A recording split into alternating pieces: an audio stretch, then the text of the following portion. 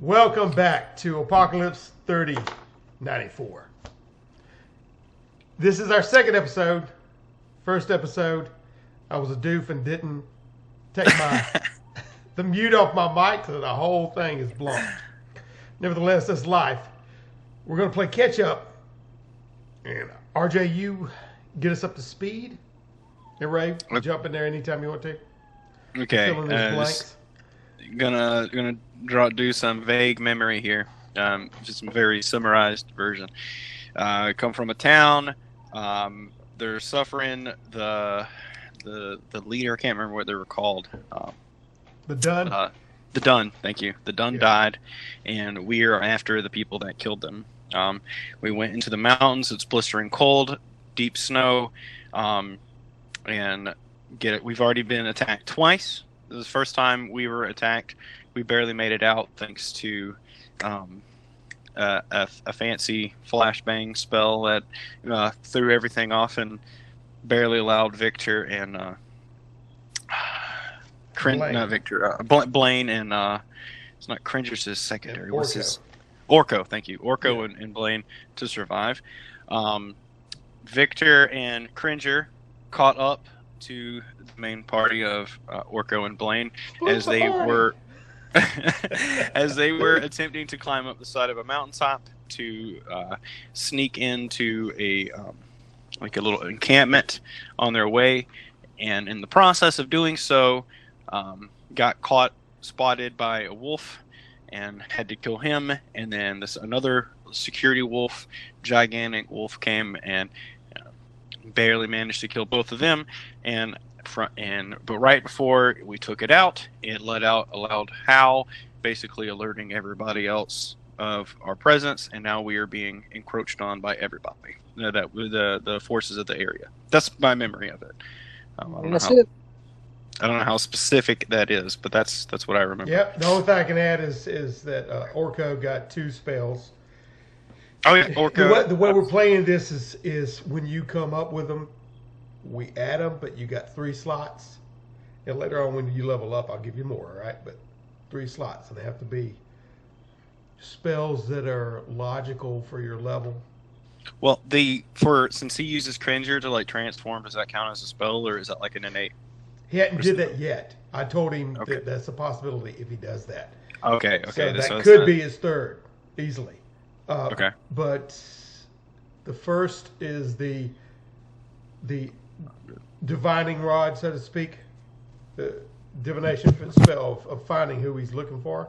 The second one is that light, and you can set it off at degrees of intensity, like you really did a flashbang on that one, to scare those wolves off. Now, the Dun was killed, but and the Dun's daughter, Joreen, was taken. And the guy that was the night watchman had some injuries, looked like scratch marks, and he half saw when he was knocked out what had happened, and he told y'all what was happening. And her bed was overturned, but they had taken her, right? So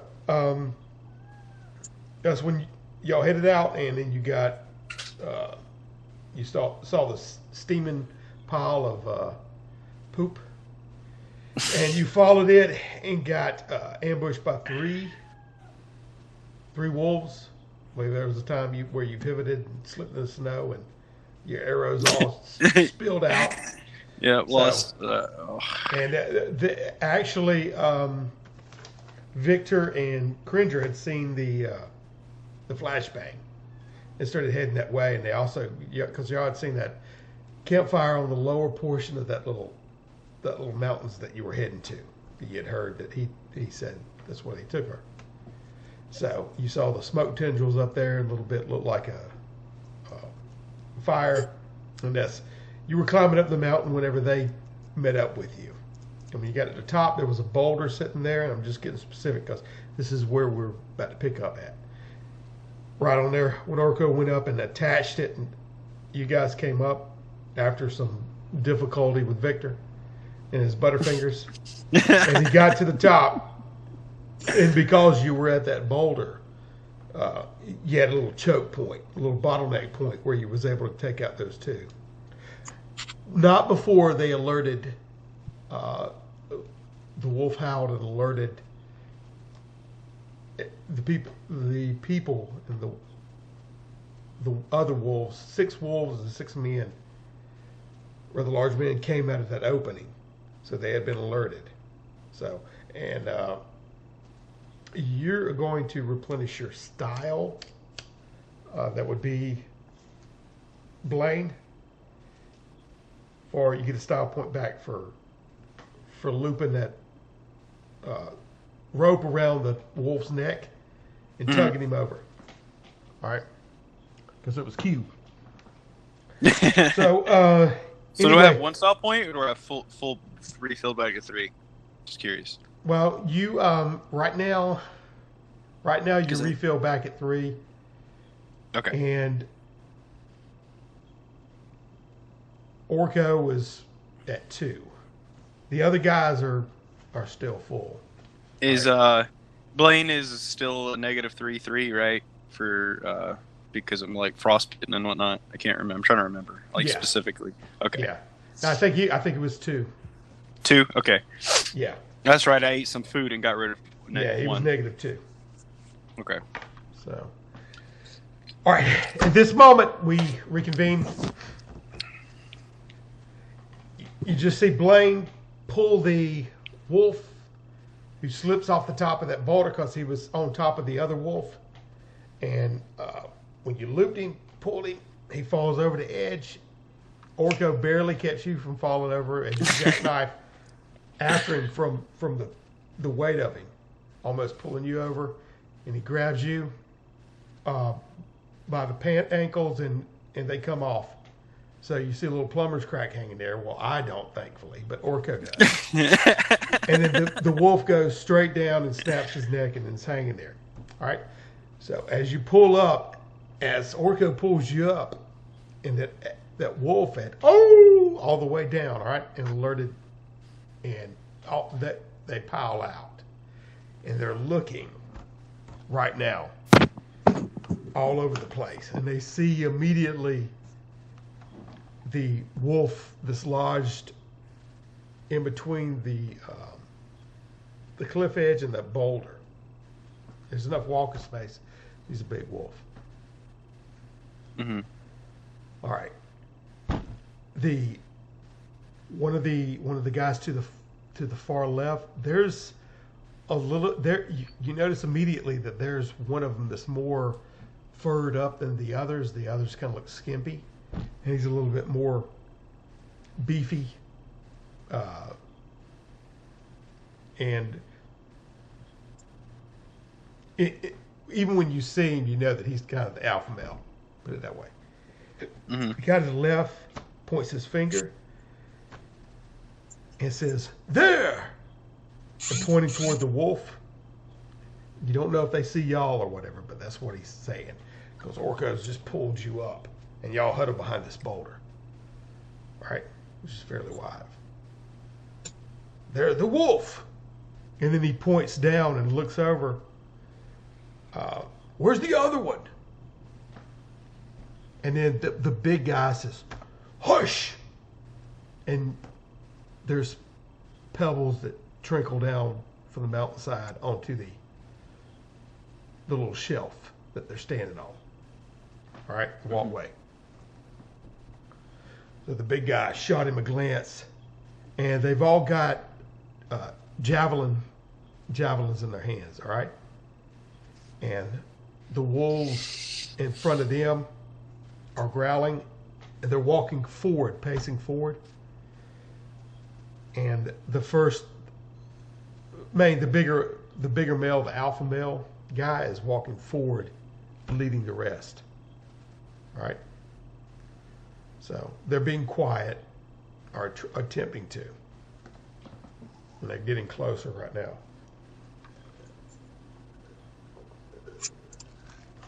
All right. He's up at the back of the wolf, and you see his hand reach over and grab the pelt at the neck of the wolf. Mm-hmm. It starts lurching, and then he pulls it free. He puts his foot up on the boulder. He's such a big guy that the boulder half shifts clockwise a little bit, which helps release that wolf that had been pushed down there from the other wolf standing on top of him. And y'all pulling and trying to get to you. So he pops that wolf free. And he's holding it up like this, and he looks at it, and then he just tosses it over the edge, and you hear it clamber down. And his sword comes through there, and he clangs it on the side. Now, y'all are right there.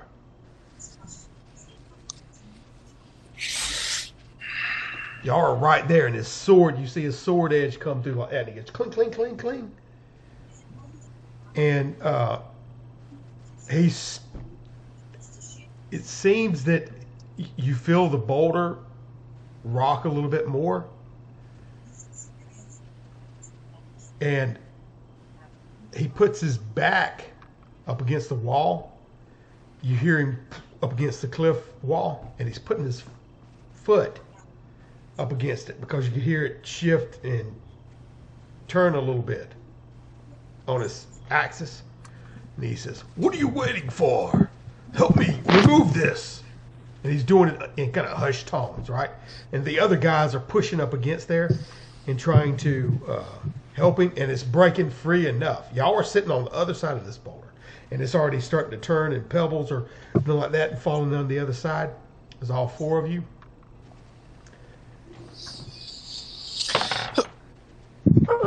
And it starts breaking free.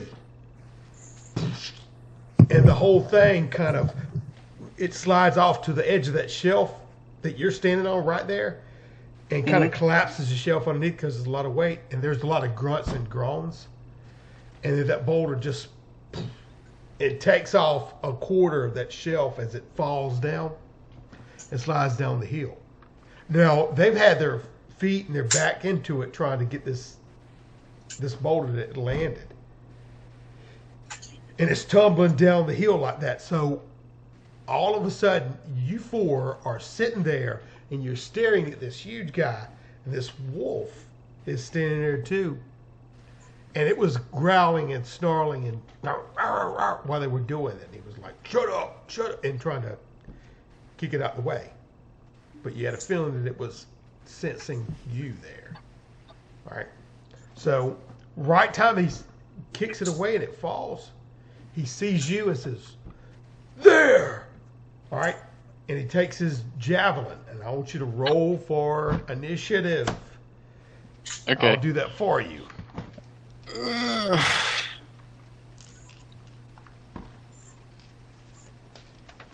All right. This width of this thing, you can fit about 2 abreast, and more so 1 abreast with him, and maybe with the little jabs, because they all got javelins that are fairly long on either side of them. All right. So he's a pretty big guy. If he stays there. The other ones can probably fit 2. Okay.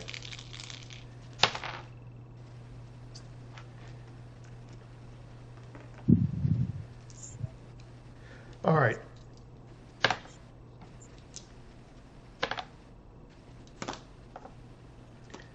You all made your rolls as far as initiative, so y'all get to go first. This has him a little bit, he's a little bit trying to, just from the excerpt of pushing this boulder off, he's been a little off kilter and he's slipped and sliding. He's kind of surprised to see you there, right? He's had his mind on trying to shut this wolf up, and the guys trying to get them to do whatever. So, yeah. He goes wide-eyed, though. So you've got a second to do what you need to do. Which is what? Shoot. So, how many guys are there?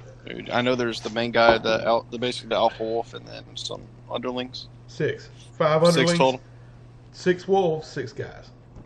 There's 12, and they're standing like a train on this. Oh, Jesus. We definitely don't want to fight this. Like, I'm either going for the eyes or going for the nads, one or the other.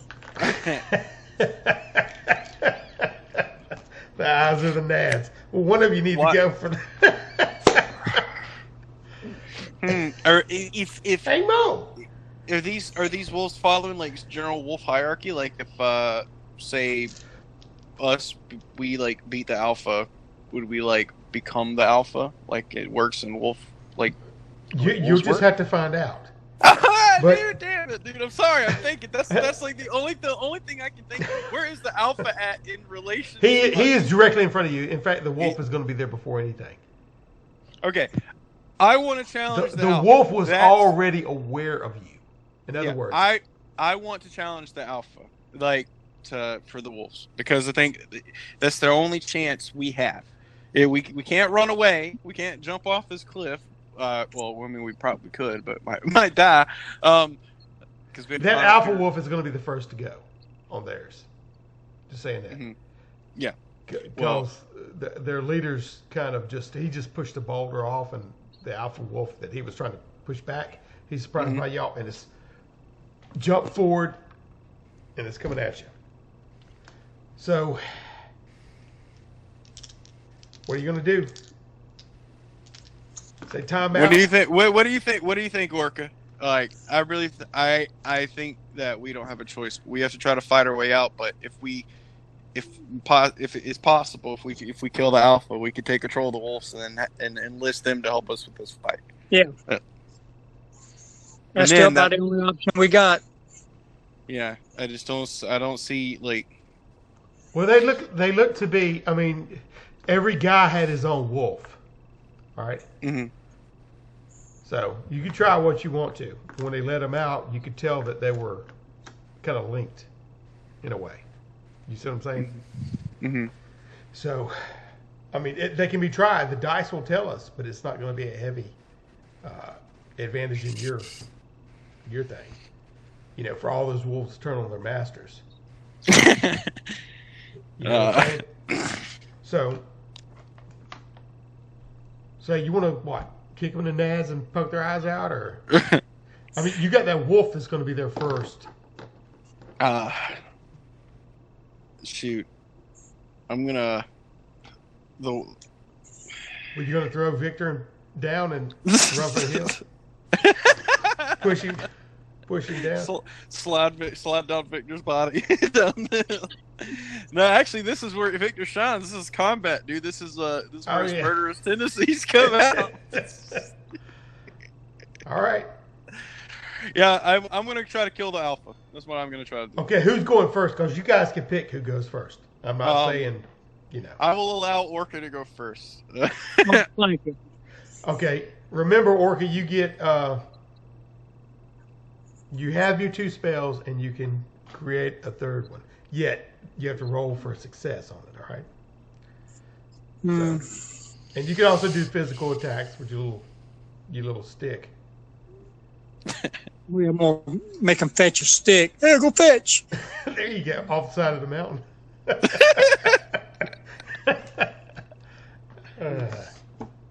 gonna have to change Cringer into a bigger cat.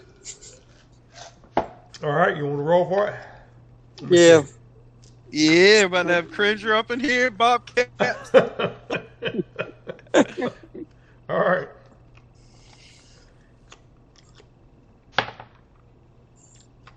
Okay, it was done. Now, describe how this happened. What do you say? Alamakazoo? A bippity boo? Hocus pocus. Hocus pocus, this no jocus. And then Orko swings his little staff at Cringer, and all of a sudden, now Cringer's in the midst of y'all, all right? And he starts swelling and growing in a dazzling array of light. Evolving like a Pokemon. Well, you're gonna have to you're going to have to hold on either to hit his fur or get out of the way of him, otherwise be pushed off the side, right? Oh, that's true. That's what I'm getting at. Yeah. Right. Okay. I ain't really gonna say that for Orca because he's floating. Just Blaine and Victor. All right.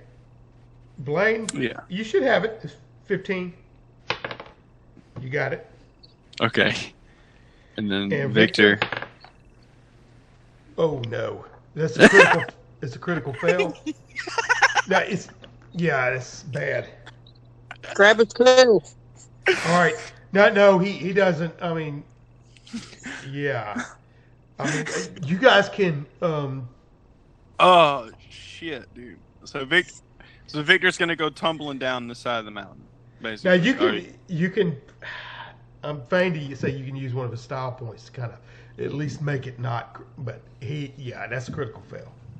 So what he does when Cringer, when he does this thing and he starts right on his hind rump area is where Victor was at in the side, and he just bumps back, and he's trying to get his hand held, but his leg is slipped into that little area that the boulder took out, that part of the shelf that the boulder took out, and it made kind of a slide, and off he goes, woo, just like Goofy.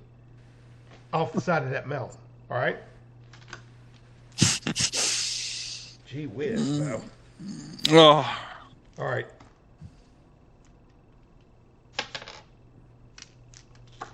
Okay. You hear him bounce a little bit as he hits the ground. Mm-hmm.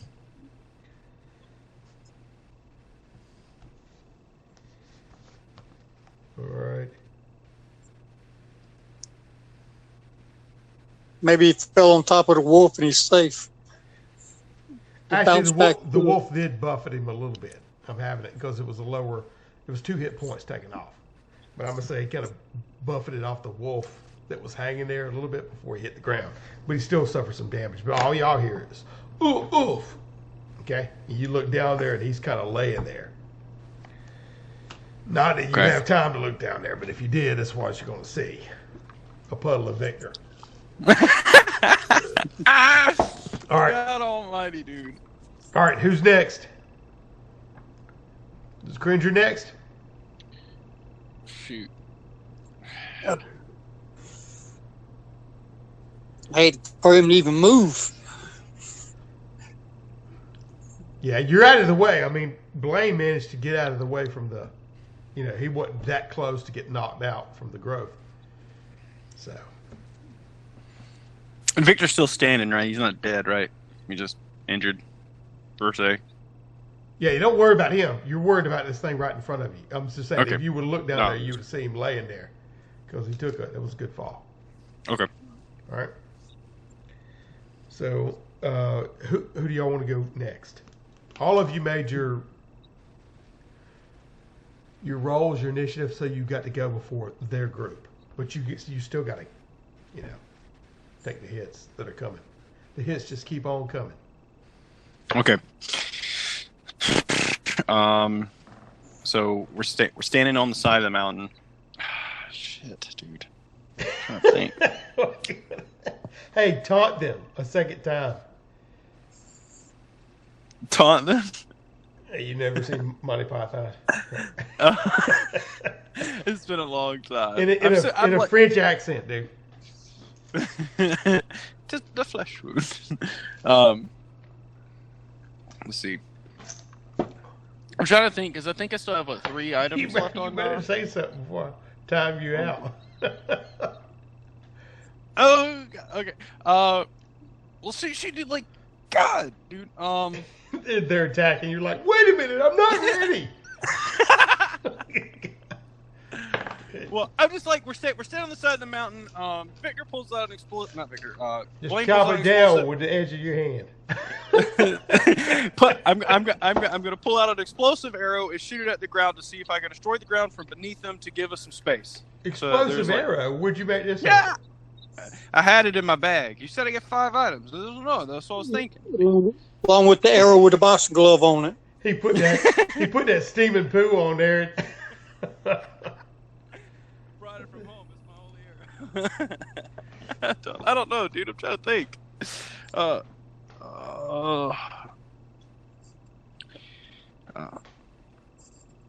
shit. Fuck it. I guess Blaine. I'm just gonna have Blaine shoot an arrow dead eye at the wolf. See if I can try to catch him in the face. Okay. I'll say you were prepped up back there, frozen stock, still waiting for your chance. All right. Yeah. So while they were distracted by Cringer, I was, after I got out of the way, I went ahead and started sheathing, like pulling an arrow. Okie Midoki. So, Blaine, you're actually not that bad, dude.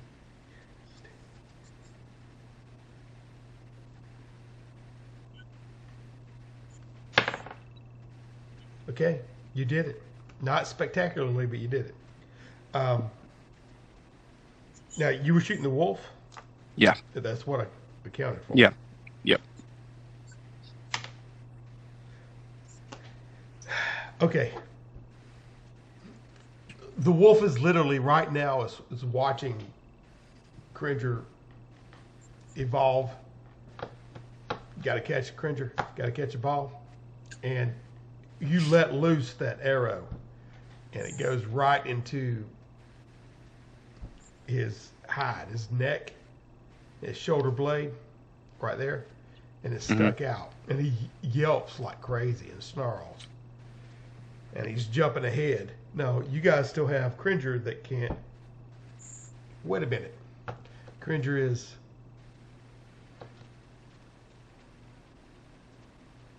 Well, I ain't going to do that to you. Cringer can attack this episode because I think...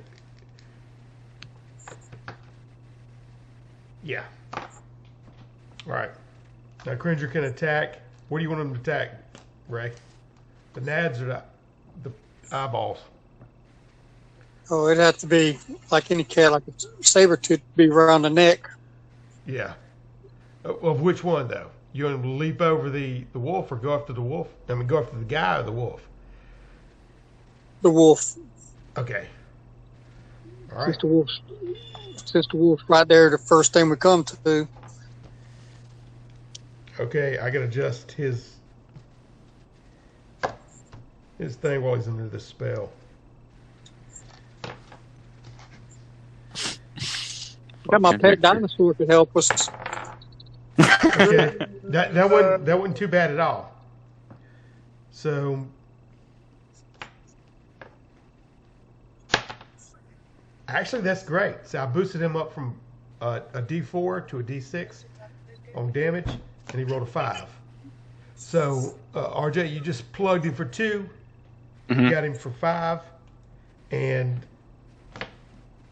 yeah, he seems a little bit terrified right now. He's been jumped and ripped at by this huge cat.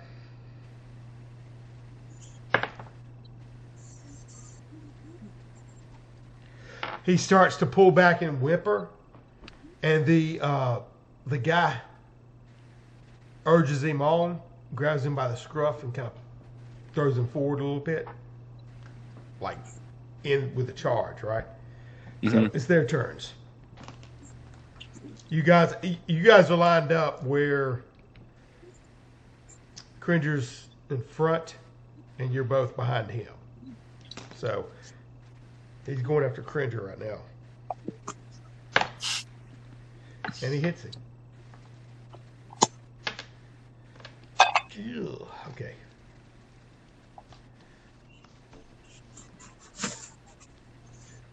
All right.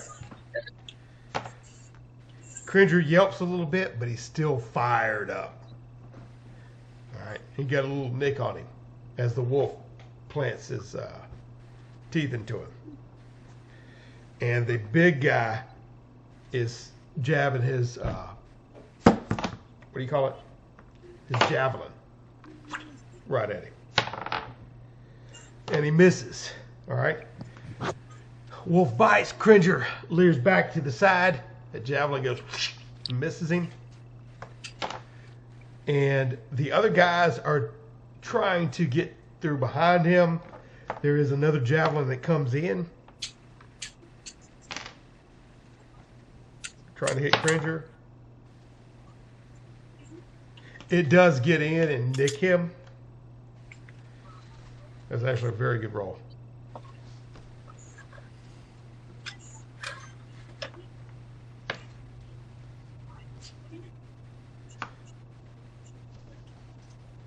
Okay.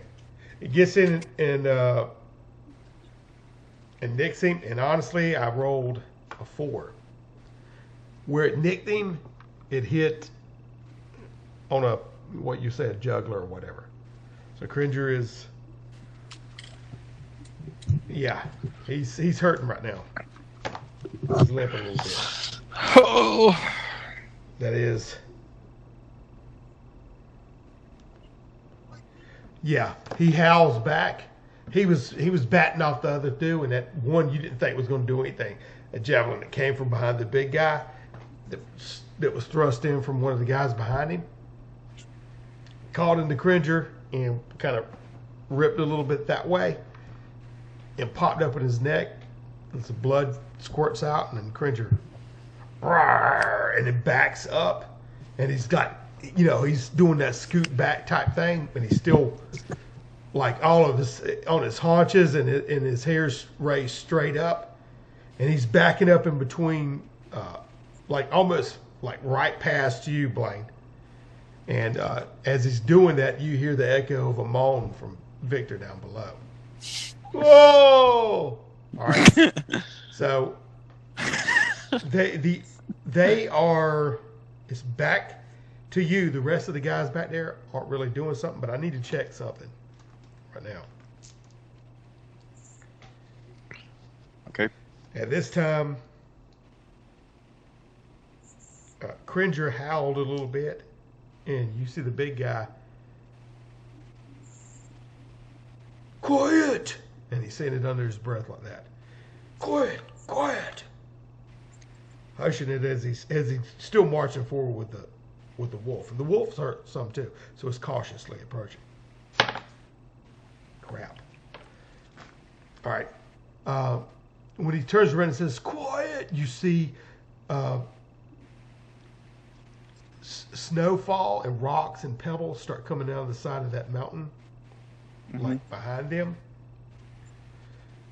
And like snow is chunked off and slid down, and pebbles have fallen down. And we can, he's all like, quiet, quiet. And it spills around the feet of some of them in the back behind him that are standing there. And they go forward again on you. Now, Blaine, Orko, and Cringer, you can go in any way, shape, or form you want. In any order. Now, Cringer's pretty hurt, to tell you the truth. In fact, so hurt he's only got 1 hit point left. All right? All right. Not to get mechanical, but yeah. Orca, we gotta try to escape. Do you have any ideas of a way we can get out of this? Oh, God, the only thing I can think of is to blind them all again so we can make our way out. Yeah, but is there a direction that we can go from behind? Yeah, I said when y'all got up there before and you got to the top, you saw where it was. Well, you only know for a certain thing because it's dark at night and you're in the shadow of that full moon. And when you look around, you'll see this shelf. It's like a natural trail. And obviously, they came up, right? It kind of goes in a ramp down. The ramp up to that little cave opening, that mouth of that cave opening, and goes back down there. It was just at one point that boulder came down and blocked that path. The majority of it, say 80% of it. So, all right. If you wanna try to blind them so that we can get away, I'm going to shoot. Need to throw Victor a rope, but I need to I want to give Cringer some medicine or something. I'm not sure if we have any. Used already. I just don't want Cringer to bleed out in the cold.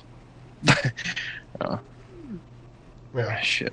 They're coming at you right now. I still So. got plenty of coat I can rip up to wrap his neck. All right. Well, I guess we got to focus on getting away first, and then we gotta. They're coming at you. Yeah, they're coming at us right now. All right. I'm gonna let you take point and go and. Now it is Waffles. what you're seeing though is Cringer backing up on his haunches and still snarling, and the wolf, he's been hurt too, about half as bad as Cringer, but he's going through, and he's being urged on by the big guy, right? Mm-hmm. Like, get up there, but he's hesitant too because Cringer just bit into him one time for 5. I mean, he's down 2. You know what I'm saying? So he's really cautious. So it's more like that. And y'all are behind Cringer, and so whatever you can do, do it. Because you won't be able to stand still. Cringer's going to be backing you up. He's a pretty big cat. Okay. You want to hurl insults or anything, or? I want to. Shit, dude.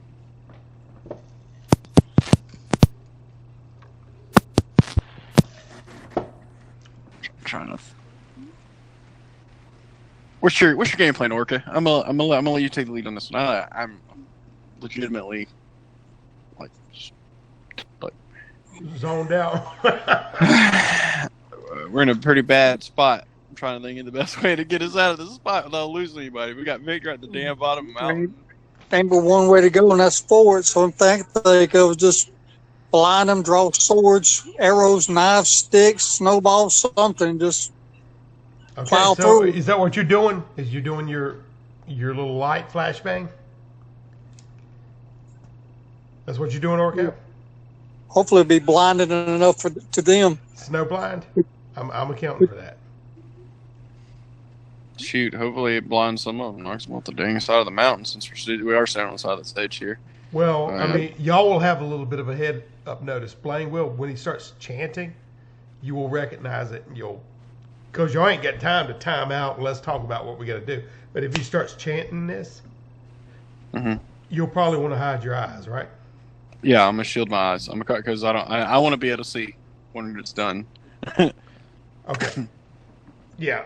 So if that's what you're doing, I'm gonna roll for it. Okay.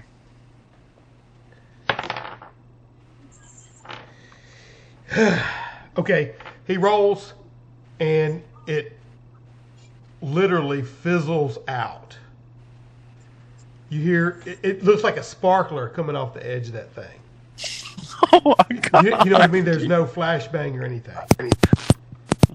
It was a bad roll. Went away from critical, fell. So that's what. Somebody broke my stick. Okay, you're holding it, you're trembling, it just goes. Pss, pss. All right, so that was your move. What are you doing, Blaine? Blaine. Blaine. I keep thinking of Pretty in Pink.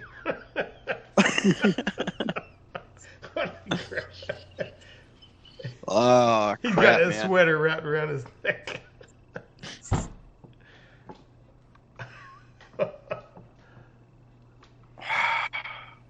What you gonna do, boy? I was gonna turn and jump off the mountain, dude. I was gonna Dude, jump just down. plug him with another arrow, dude, like Legolas. Make him a pin. All right, dude. I'm gonna shoot. Fuck it. I'm going for broke.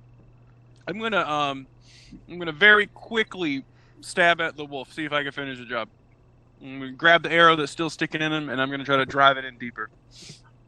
And see if that I can finish him off. You kind of grab it and just. Okay, Stab. so you grab it and pull it out. Actually, that could hurt too, because those things ain't meant to be pulled out. That's actually better. I like that. Okay, let's see if you can grab hold of it good enough and how effective this is. Okay.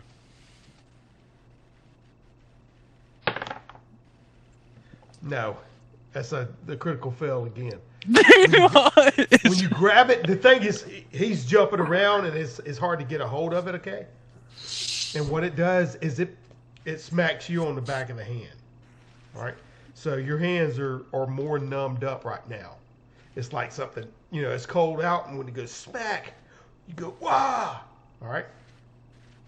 So that's about as critical. It's going to hold you like that, and you won't be able to draw a bow, basically.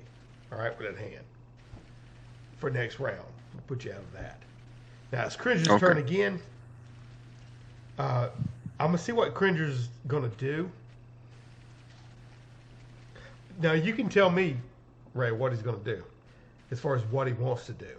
But because he's not your primary character, I'll have to roll to see if his will let him do that. Yeah, morale. Well, he's a fighter. He's gonna try keep going at him. Okay. Now he's got 1 hit point left, so we'll see. I'm gonna roll and see if he does this. All right, whether he wants to or not. Okay, he does it. He's got the stamina, and he jumps in. Where's he going for? What are you going to hit? The wolf again? Well, he's done basically tamed the wolf. You have to go for the wolf leader now. Okay.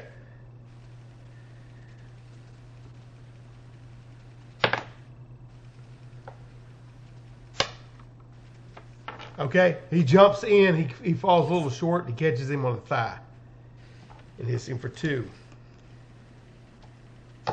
The guy's like, oh, and he backs up. Now, it's their turn. Now, he's went forward. He's lunged forward and got the guy into the leg. And this puts him in direct passageway of the wolf, right? Because the wolf was right in front of the guy.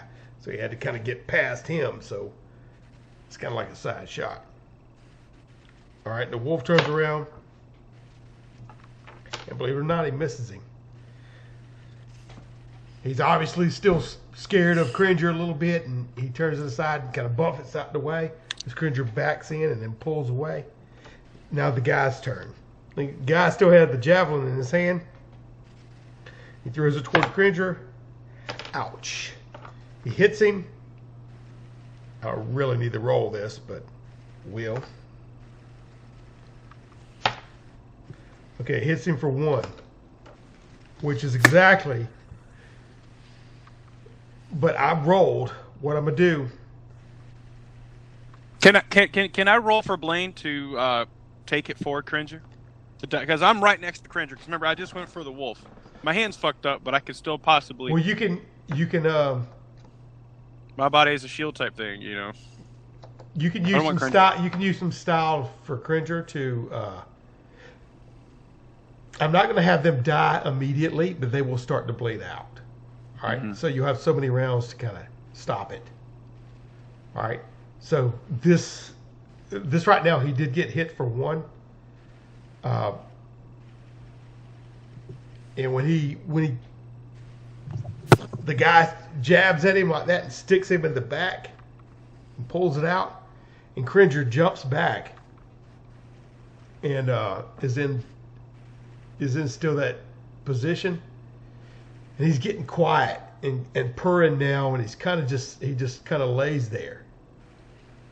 All right. So at this point in time, those 2 guys have attacked, and because of the way he jumped in, and because of the jumping out, the further guy behind the big man, behind the alpha male, didn't get his hit in. So they kind of got jumbled up right there at that choke point, and it is y'all's turn again. All right. But first, every round I'm checking for this. Initiative? No, or, something else. Something else. Okay.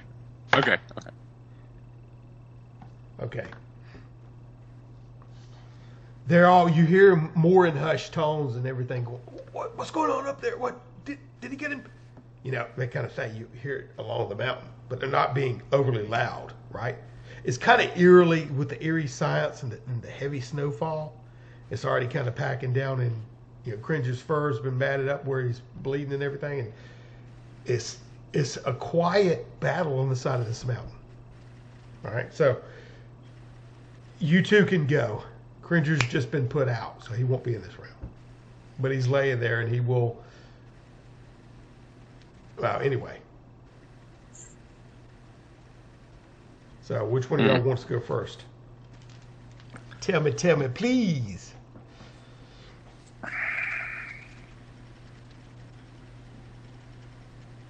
Let's see.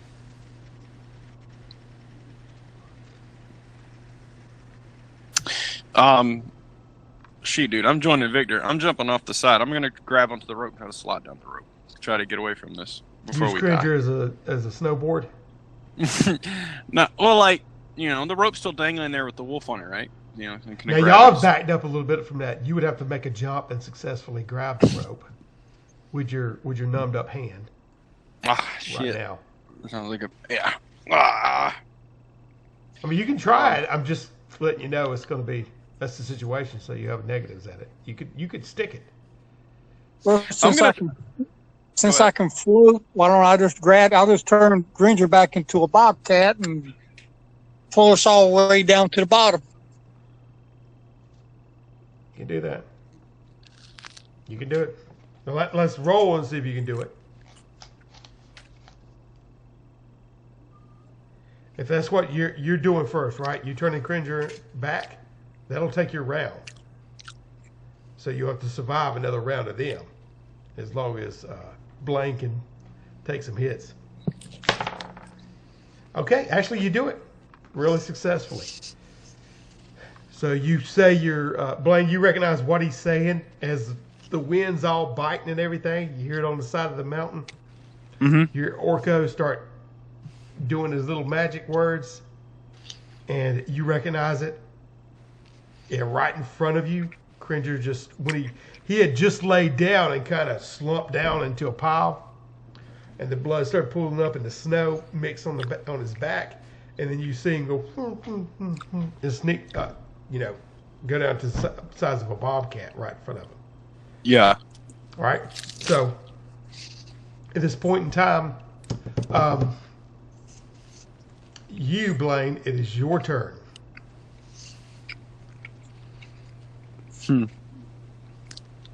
What you gonna do? Grab Cringer and use some style. Grab Cringer and jump. And Orko by the hand. Yep, that's what I'm gonna do. Yeah, that's what I'm gonna do.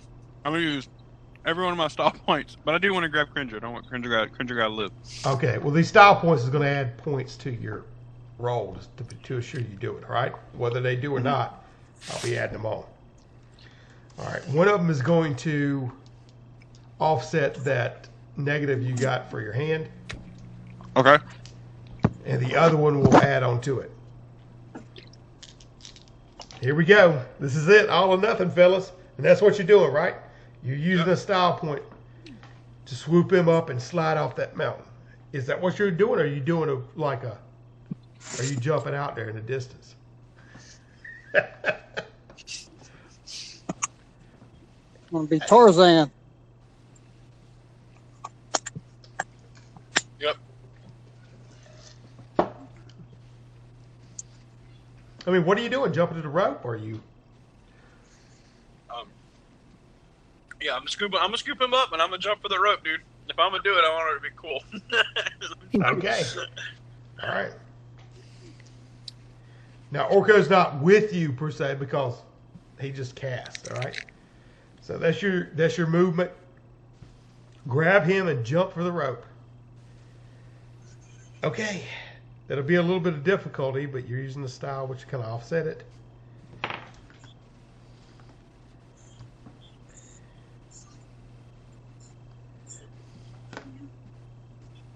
Okay. A 12 or below will get it, all right?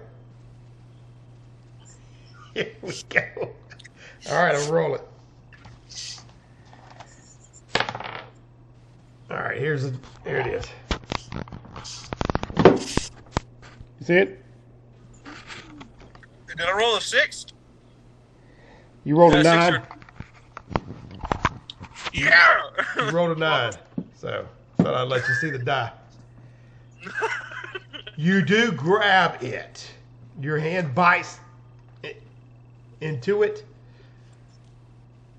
You know this is the last ditch effort. He's under your arm. You're really hurting. All right. You had that 3 negative. The 2 negative in there too. Yeah. So you're sliding down. It's not the best roll in the world. I mean, you didn't stick it. But you managed to hold on all the way down. And then you land with your kind of legs wrapped around that thing too. You land right on top of that wolf. And he stops you. Get out. Ugh. All right.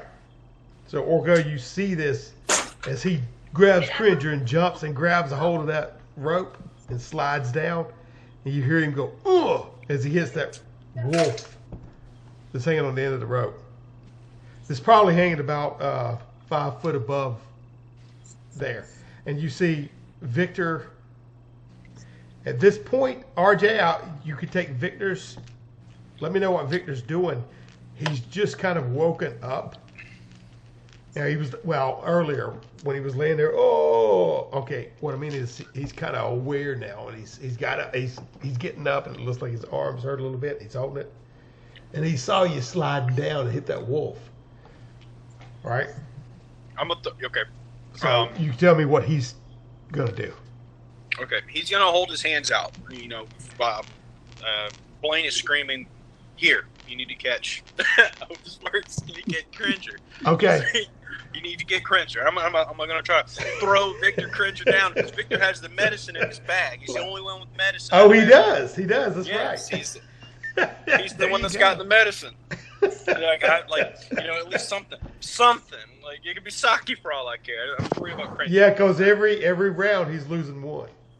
All right. Yeah. All right. So he's already down to -1 right now. Cringer is. Okay, old boy manages to catch it. Your hand uncripples like that. Your hand uncripples as you hold it out and you drop Cringer. And old boy catches him and turns him around, and you can say he's trying to apply the medicine or do whatever he needs to. All right? Yeah, he's got to bandage him up, basically. Yeah, we'll have to roll to see how effective he is at that. Okay. Not effective at anything else. Hopefully he can. Well, actually, he's got a good intellect, which is what I'm going off of. Okay. He's got 16 for intellect. Oh, sorry. He's got a 10 for intellect. I was looking at Ray's. He got a 10. Okay. Okay, he doesn't do the best job because his hands are frostbitten a little bit and the bandages are wet and cold. I rolled a 15, all right? So in the lower area, he would have stuck it and did a good job. He's managed to stop the bleeding, all right? So it's going to take a little bit to heal him back up. Okay. So he's wrapping the bandage around there hurriedly, and now the guys are up there. Now it is their turn again. Now, Orko, you see this, and you're watching them going down. And momentarily, you kind of forget about the guy standing there. He sees the guy jump off, but the big man is there, and he has taken his javelin and hurled it at you. You hear it whistling through the wind.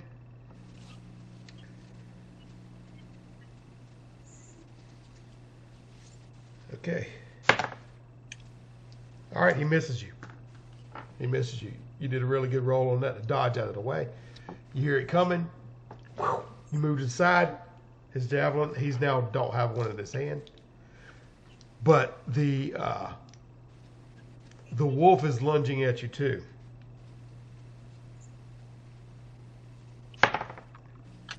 Oh, geez, Luis. It's critical success. Critical hit. So he does get a hold of you. All right. Now let me see. Where's my die? Holy crap, man. Okay. All right. He hits you for 3. This wolf rips into you. Rips up your little O shirt. You got the O face going on. And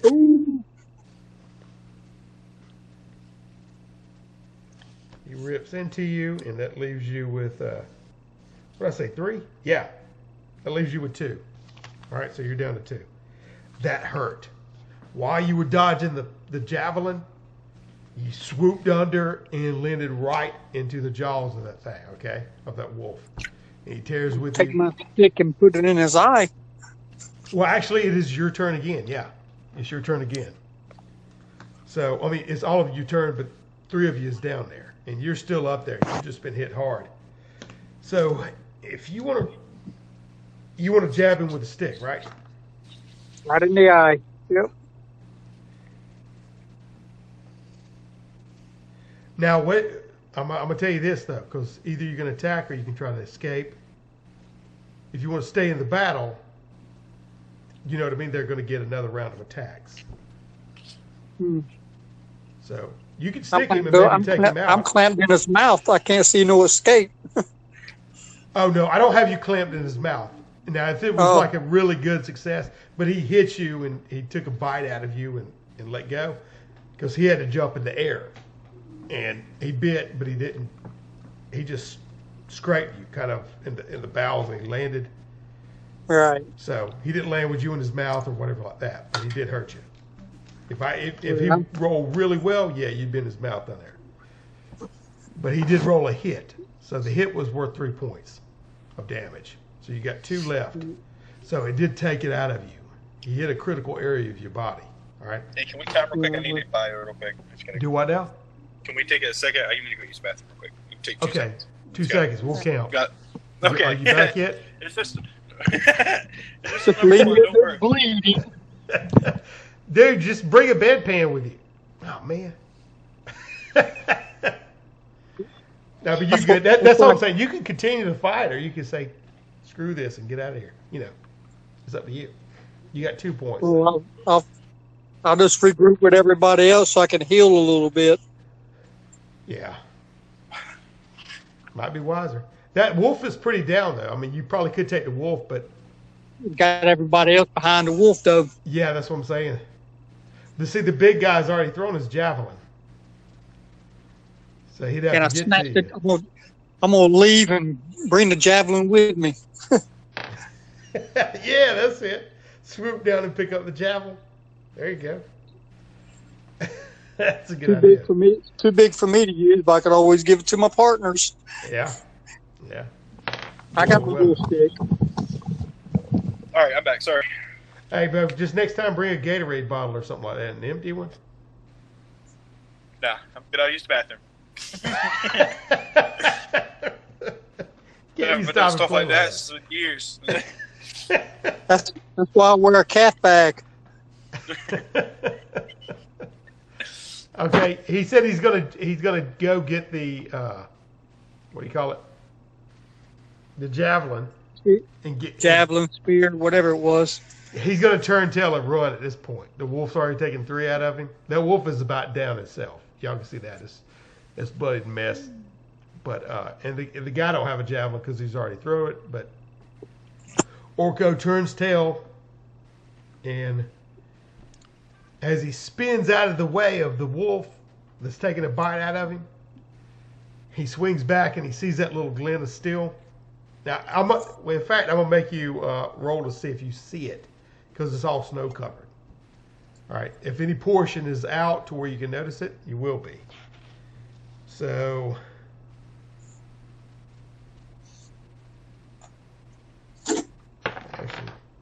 okay. You do notice the glint, the head of the spear sticking out of the snow, out of the shaft, and you see the line of the snow where the shaft imprinted. He swoops down wobbly. Orko picks it up, spins off the side of that mountain, and swoops down right in front of y'all. The javelin is a little bit heavier for him, and he's hurt himself, so he unclasps it and it falls down and clangs at your feet. And I'm assuming, Blaine, you're getting off the wolf, or you sitting up there like a tire swing, just going back and forth. Happy little tire swing. But I'm not going to get off the wolf. I'm going to cut the wolf down and fall down with the wolf. I want to keep this wolf. Okay. So Keep his hide. Yeah. Yeah, you got the thing. You're cutting the thing. Yeah. You fall down, and the snow just packs. It's pretty packed right now, anyway. And you guys, when you do hear it, you look up, and like I said, you're in the shadow on the shadow side of the moon for this mountain. And you look up there, you still some ambient lighting, and you see their shapes looking over, and they're all kind of yelling, and then you hear that one guy go, "Quiet, quiet!" All right. Oh my Lord! Oh my Lord! Now, if it was going to happen, this is the number that is the biggest that it could happen. All right. When he's saying quiet, because all of them kind of like from y'all escaping to the slide, all the guys standing up there and the wolves are all barking, and the big man's still going, "Quiet, quiet." And then you see this, you look up, and you see their figures kind of peering over the ledge. You know what I mean? The yard climbed up, and the moon, like I said, there's enough ambient lighting and enough snowfall packed that you see that shelf of snow that is above that walkway. You hear it a loud crack and rumble, and it starts sliding down that mountain. And then all of a sudden it hits that shelf, and he's still turning around going, "Quiet, you fools!" And then it hits them, all right? The problem is, where are y'all? We're at the base of the mountain. Okay. You're seeing this at the top of the mountain, right above you. And it goes, it breaks loose, and this avalanche is starting to come down. Okay.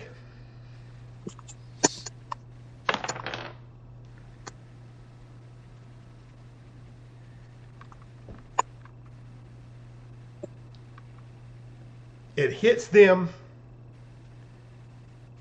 crumples over that shelf, and starts coming out again. Now, I want y'all to roll. Well, I'll roll for you. Now, what? Tell me what you're doing right now. What are you thinking? Because it's probably about 150 foot above you. All right. Shit. Okay.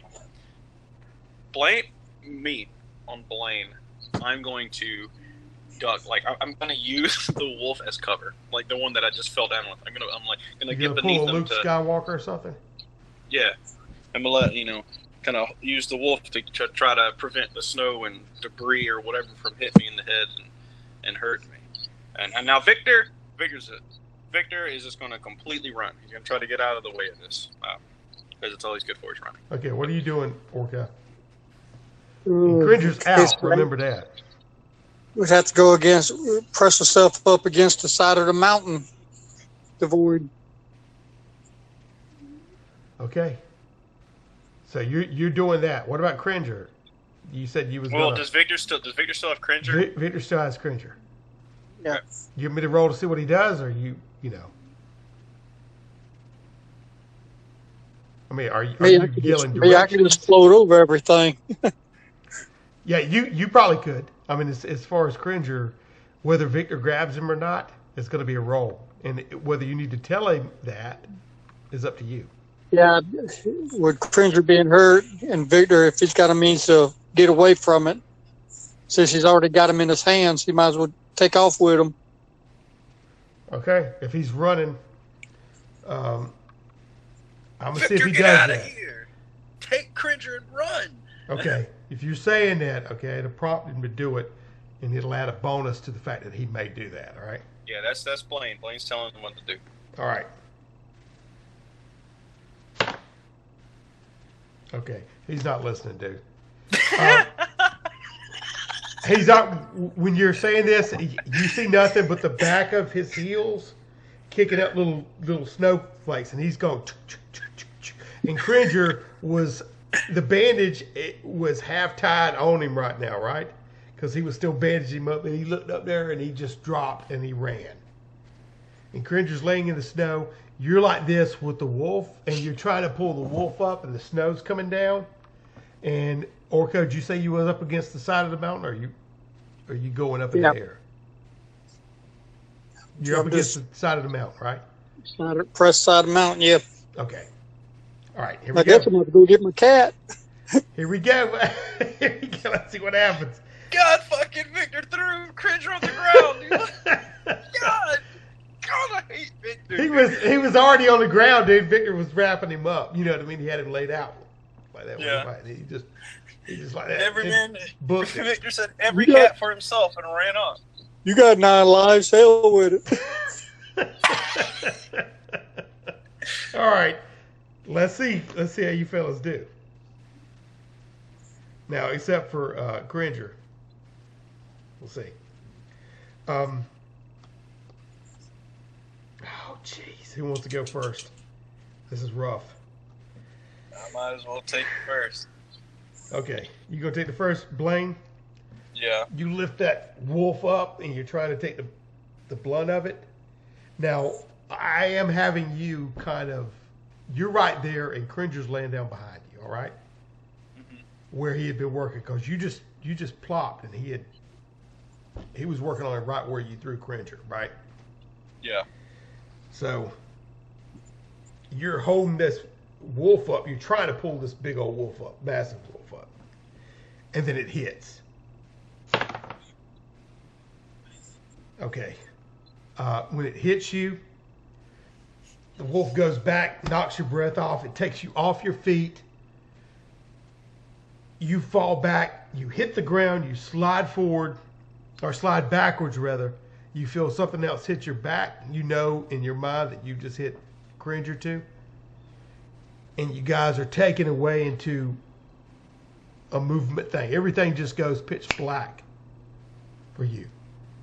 You're still conscious at the moment, but it's a wall of frozen ice. Now, Orko, I'm going to roll for Victor.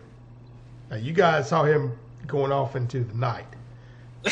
All right? So you won't know exactly what happened to him if y'all survive. Yeah. All right. Orko, you're up against the side of that thing when it comes down. Okay. You hit the side of this wall and you're like sucking gut, you know what I mean? And you're like this, and this sheet of white right in front of you. It's literally just pouring down. Orca the Matrix, man, dude. Yeah, it's like that, and you know what I mean? It's like that, and you hear the mighty rush of it, and it goes like that, and you're for a good 5 minutes, it feels like an eternity. You're like that as it's still coming down and plowing. Now, at this time, you were, when it does clear and hit, all of a sudden it just comes down like, and then in front of you, Orca, you see a twisted, mangled wasteland of snow and billows and trees all bent and shattered and like that. As this, the land at the base of that mountain had a little incline up to that mountain, but it was fairly flat. But it still had a little incline. So all that snow kind of piled up, but as far as your eyes can see in the dark, and the snow's still falling, and it's eerily quiet. Blaine, you go unconscious at this point. At some point while you're in there, okay? You feel Cringer at your back. You feel a slight warmth. That's the only place you do. And in front of you where you're holding that wolf. So you're kind of padded by the two. Okay. And right now, you're out of the game now, as far as conscious-wise. If you ever die, I'll let you know. The orca, that's what you see. It's really quiet. You don't hear no shouting from anybody else. You hear, after all that rush of snow, you finally hear the breeze and the wind across the mountainside. And if you look up there, you see that shelf of ice that is broken up and left a big hollow. Or shelf of snow, basically. So what you doing there? Wishing I would have did that trip to Hawaii. You did. You do anything you want to. Remember, y'all was going after Jareen? You just gonna put a cross in a random area out there in the snow and bury him? And then go out and look for the girl? Or you gonna? I mean, I won't tell you if he's dead or not. You know what I mean? At the point, but this is all RJ as his character knows.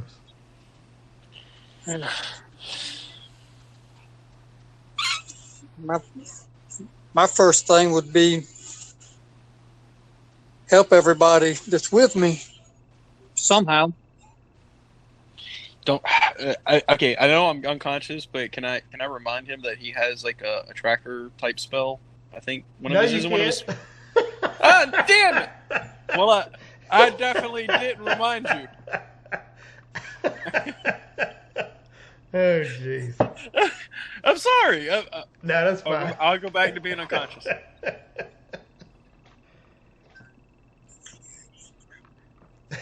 So what you doing, Ray?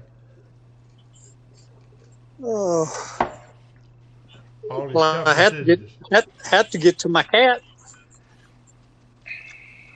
He'll pull the cat out and say, yep, that's it.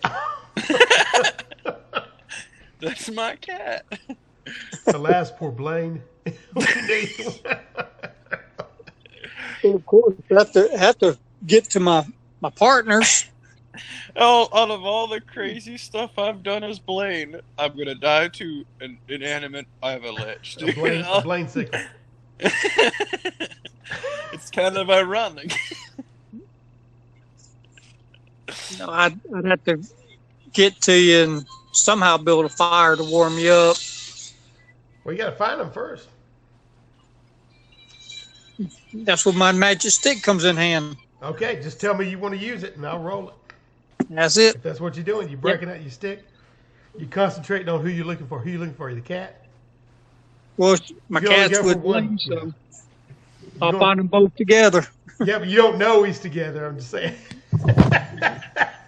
If I'm Blaine, then my cat will be stuck to his back.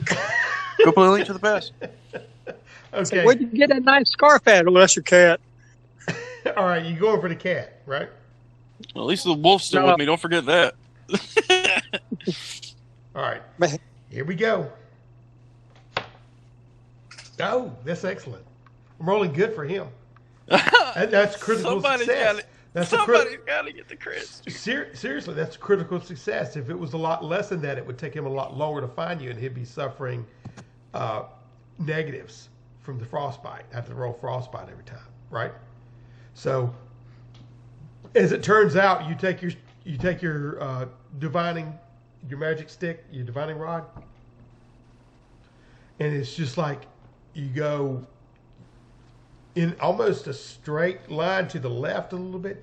You're veering, and it doesn't take long before that stick just goes shoop, right into the snow. All right, and it's warm a little bit. Your stick is right, starting right there. It feels like it's I didn't poke nobody in the eye, did I? It's you won't know until you pull it out. But that stick is just down in the snow right there. All right.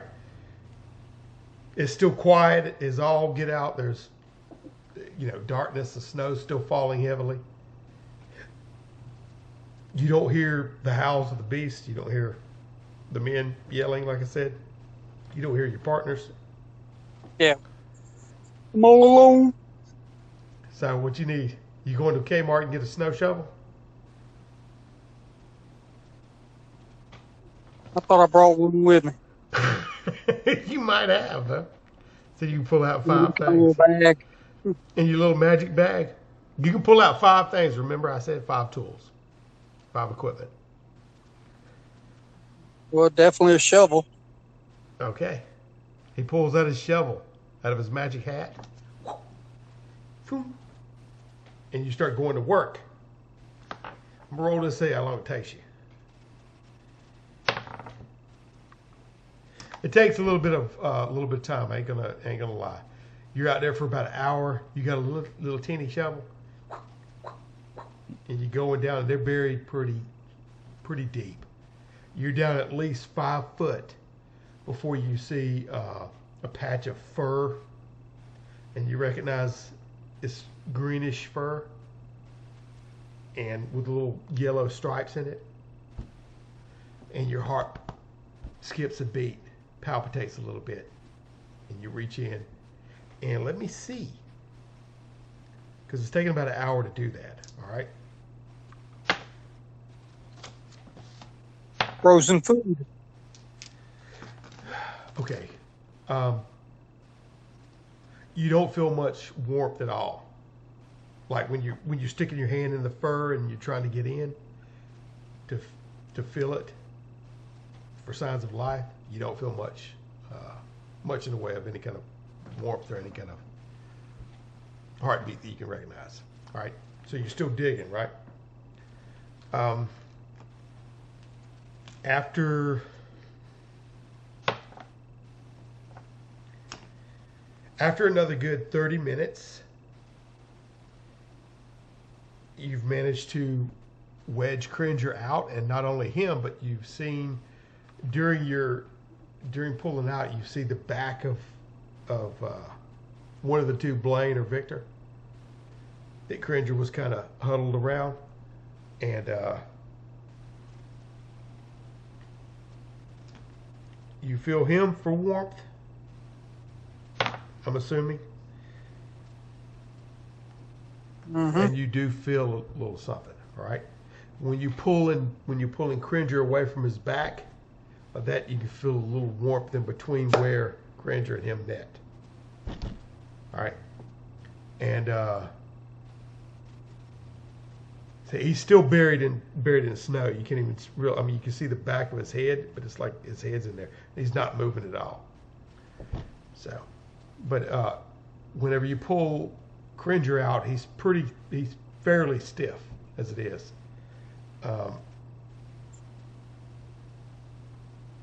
But it takes you a minute to pull him out to the side. And if you want to continue, do you want to continue digging Yeah. Blaine out? Oh, yeah. Okay. This happens really quickly, about 5 minutes, and then his body kind of falls out just from so you ain't got to do much digging. And you see Blaine sitting there, and his eyes are closed. His mouth is open with snow in it, and his hands are like that, still holding on to that dog, but they've let go and slid back. So he's still kind of buried, thigh down in the snow. You're down pretty deep, man. It's like a well 5 foot. You managed to drag Cringer out onto the snow. Blaine's still in there. He's uncovered.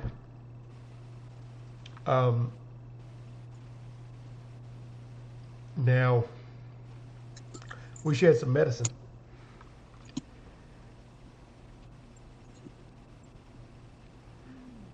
Cringer is wrapped up with his bandages. So I'm assuming you want to keep digging until old boy's out, or you just want to wake him up, or how do you want to go about doing it? You focus on waking. Have to keep digging, get him out of there first. All of them. Okay. All right. This takes a while to get around under his legs and everything. So about 2.5 hours, this is all taken. All right.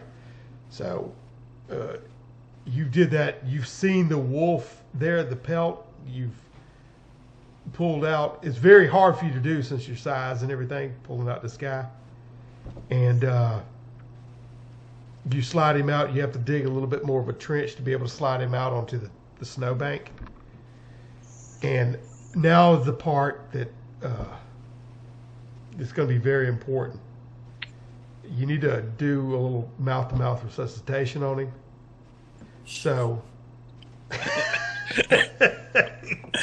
get a little pulmonary thing going. Sun and moon. I took a CPR class. All right. All right. I mean, if that's what you want to do, I don't want to put, your mouth in his mouth or anything, or words in his mouth, or words in your mouth. But As long as the tongue don't go in my mouth, I'm okay. as long as yours Little goes do in you his know, mouth. Blaine's All right. from the 80s, remember? All right, here we go. Let's see if you could do any kind of medical thing to revive this sucker. This don't mean we're going to get married or anything. I forgot you have really high intel. Yeah, actually, yeah, he did really good. I'm rolling really good for right now. Not so much these other dudes, but nevertheless, yeah. You going with Blaine first, right? Mm-hmm. Okay. Blaine, your eyes snap open and Orko's latched onto your mouth, and he's got his little hands pushing on your chest, going back and forth. I'm gonna freak out. What are you doing? Because I have no idea what's going on. Okay. Orko, you fly. What are you doing? You fly back, and Blaine, you're laying there in the snow, and you're trying to say this stuff, but it's not. It's coming out. You know what I mean? Yeah, it's in my brain. It's in my head. That's what I'm thinking. Yeah, the snow's patting your ears. It's all like that. Your head's all ringing. You're looking around. You feel like you just had a near-death experience. Because frankly, you did. You had 2, and you lost 2 I during guess 2 so. hours. My lips was on his. You were basically cryogenically frozen for a little bit. They kind of helped. With that fatigue, you had a little bit. It's going to be a worse situation for Cringer. Okay, he's laying there. There's going to be a little help in the fact that where he was positioned, whenever you hit him, and your body and the wolf's body kind of maybe put a little warmth to him. Mm-hmm. But anyway, what are y'all doing now? Cringer's laying over there. All right, totally out. You want to try to resuscitate him before he bleeds out, or before he expires? Yeah. Okay. Here we go. Let's do it I again, don't Bo. take care of my cat. Let's do it again. This is.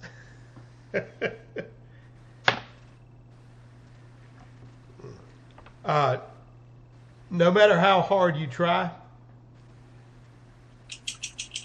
you're laying there. Wait a minute. I had him upside down. Let me try again. I've blown in the wrong end. Okay, you're blowing in the wrong end. Oh, Okay. Okay, every time you try, about this right here, you're trying to resuscitate him. The cat's eyes still roll back. His tongue's lulled out.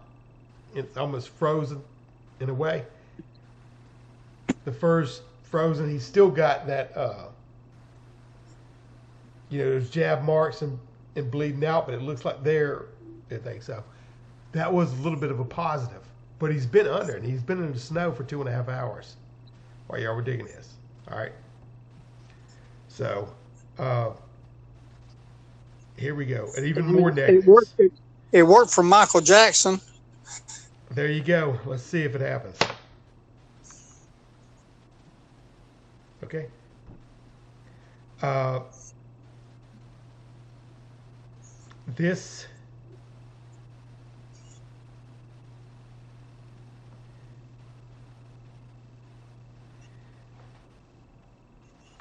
This is interesting. Now, remember your style points, all right? And this second time didn't work either. It's a critical situation. He's frozen as a popsicle. You don't hear any kind of heartbeat. That was What if I turn? that was What if I so turn him close. big again? Do what now? What if I turn him big again? Well, I mean, you could use. I don't want to play it for y'all, but you could use style points. You can assist him, Blaine. Oh, am I like fully conscious and like able to play now? Like, Well, I'm just, during this time, as I'm allowing it because you're freezing, but you're looking over there at him, getting more frantic and desperate, trying to revive Cringer. Because when you threw him off and you was thinking you were saying that crap, he sped over to Cringer and been frantically working on him. And you've been sitting there shivering, and you're looking over there, and you realize, putting 2 + 2, that you both that's were buried. Cringer. Yeah. He pulled you out of a hole, and he's sitting over there, and he's still pumping, and you see him working on him, and then he'll listen and be quiet in these rolls. That second roll almost got it, though. But I'm saying it would have got it if you'd have spent style on it, or you have aided him, which Well, you haven't been able to. I will. I'm going to go over there because It's still going to be a very hard roll. I'm going off the assumption that Cringer's dead. I'm going to go at least try to console him, calm him down, so he can focus. And maybe he can, if he stops, calms down a little bit, relax. Like okay. If I know Orko, he's already listened to him the second time when you're coming up, when you're approaching him, and he's frantic. He's please Cringer, and he's going after a third time, right, to try to resuscitate him. And you see him putting his hands on his chest or whatever, and he's trying to massage his chest, and with his little hands. I mean, I know it's a bobcat; it's probably associated. But what are you doing? Are you going to give him golf claps? Or are you going to, be in the doghouse like Arsenio Hall? Or shit, man! I don't. If you can give him any bonuses, that'd be great. If you can't, and Orca, if you want to use any style on it, I'll give you a boost on style. But what I'm saying, every time you try, it's a harder difficulty.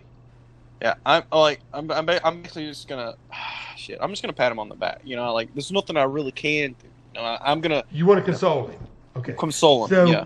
Orca, you sitting there, and he comes up to you, and he starts patting you on the back, and you're kind of delirious anyway. You're still listening to it. How do you want to react? Well, I'd give my life for a bolt of lightning right now to hit him. He's alive. Clear.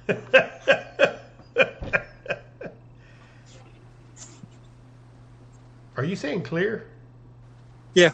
Oh, I thought you were saying. All right. when you rub the paddles together, clear. Yeah, I thought you was using homophobic words. Let me put my Orko cat back on here. There. There you go. All right, you want to try? Let's see, Bo. Let's see. Are you using stall points quickly before he rolls? Yeah. You not? Are you or no? You got 2, is what I'm saying.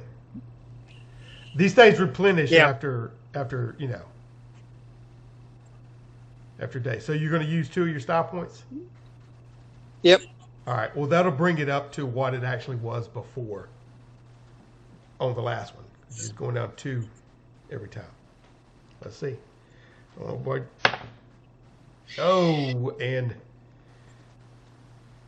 the hand on your back gets heavier, and it's almost like it's pushing you down as you turn into sobs and lay over Cringer. And you're rocking back and forth. And as you do, you can feel how kind of stiff he is. All right? So, that's that. This is Victor's fault. All right. All right. What are you guys doing? You want to... Well, we can eat Cringer now, I guess. We can at least bury him. I don't know if I have the heart to eat Cringer. Like, you could make a... He deserves for us to take a You moment. can skin him. We could. We still got the wolf. Don't need to skin Cringer. I understand this is a dog-eat-dog world, no pun intended. Okay. But that was the our wolf is boy. still down there. He's still down there in the snow, and he's half buried right now, but he's half uncovered. We need to make. I want to bury Cringer and get a camp started and see if we can figure out where the hell Victor went for the last several hours. Because okay, y'all think about doing that, and there's so much snow around there, you'd just be burying him in the snow. To be honest with you. Because you already went 5 foot down, and it's nothing. You would have to travel for a way before you found some ground. So I don't know what you want to do with that, but there's enough broken trees and broken things around there. But you'd have to build up something to set it on the fire, to start a fire with. maybe we can transform Cringer and set his ass on fire. I don't know. Yeah, I mean, you could do it. I'm just saying you're going to eventually do it. It's just how much time it takes. And right now it's bitter cold. Give him a Vikings burial. But you need to warm something up, because even you, Blaine, are suffering from a lot of frostbite. Yeah. So and even you, Orca, you're still hurt from that. So y'all need probably food and warmth and everything else. It's quiet and desolate. There's no light on that. Blaine's gonna pull out a bottle of whiskey that he had with him, and he's gonna start sipping on it and try to warm up a little bit. It's called mead. Yeah, mead. There we go. We're gonna try. I'll share it with Orca, but me and him are taking it. Back. We're gonna get nice and drunk in remembrance of Cringer while we try to set up a fire and get everything going. Okay, that's what's happening, and I'm gonna roll to see how long it takes to gather wood and start a fire. And it's cold because a lot of the wood was already kind of saturated and wet. It takes about 30 minutes to do, gathering up wood, and another 30 minutes to start the fire. It's really, the tinder isn't there. I mean, unless you got it in your bag to pull out. But you're rubbing sticks together, you're trying to start something, all right? So you do have a fire, but it's still at a -1 additional penalty to you. So you're rolling a -4 right now, Blaine, from being frozen. But at least the fire's there now. All right. And a lot of the fur that's on the wolf and everything is really hardened a lot. If you guys want to pull the wolf out, I'm going to pull the wolf out. I'm going to start cutting them open and seeing if we can. So you got a fire, and you doing when you get warmed up enough, you'll get that wolf out, and you got your knife, and you'll Other than that, I'm just going to sit down and chug my meat and warm up. Sad. Okay. And I'll drink some meat and float around upside down. All right. You guys, you drinking meat, it warms you up a little bit. You got the wolf out. You can start working on him. The fire's really warmed you up. If you want to start cooking some meat or start doing whatever, Cringer's still, I was supposedly into the side over there. We all have him, or at least partially. The snow's basically kind of coated over him right now. But I'm gonna start cooking up some of the wolf parts that are edible. I mean, he's a big dude. I am skinning him though. I want to keep the skin. I'm gonna try to, with my hunting ability, I'm gonna try to turn it into like a coat to throw around myself. I know that's not like an overnight process, but the flames are wafting about a bit as you do this. You're kind of out in the open, so it's not as much. This heat is being dispersed so much, so it's not really warming you up as quick as it was if it was in some kind of little alcove or a cave or what have you. But it is doing some kind of thing like that, and you're cutting off hunks of this wolf and eating it, which is giving you some strength back. I would say you could follow Victor's tracks, but they've been covered by this avalanche. So that's what you're doing. I'd say, are you going to stay there till morning, bed down or something, or what? Yeah, I think we need to hunker down and get a little bit of rest that we can. Okay. We'll try to find Victor in the morning when the sun's out and everything is easier to see. Yeah, y'all do whatever you want to do. If you're wanting to camp down, and I'd say you can kind of, use that wolf as a tauntaun and get a little warmth from him and maybe some coating. Mm-hmm. And yeah, so that's basically what I want to do. In the morning when the sun breaks over the mountain, it's been a very rough night on you guys. You wake up and you see further out the snow has stopped falling, and it is nothing but steel. There's no animals. You can't hear no animals anywhere around you. Maybe except for there's a couple of circling vultures or whatever in the sky at different areas, lazily going across, looking at the survey for the dead bodies, and that's when you notice one is above, 2 or 3 actually above y'all's area, right? And one sitting on a broken branch not that far away from you, kind of eyeing you. And not you per se, but you got a wolf there, and you got that, Cringer's Land there too. So that's what's going on. Where do you want to go? If you want to look around, I can tell you what you see.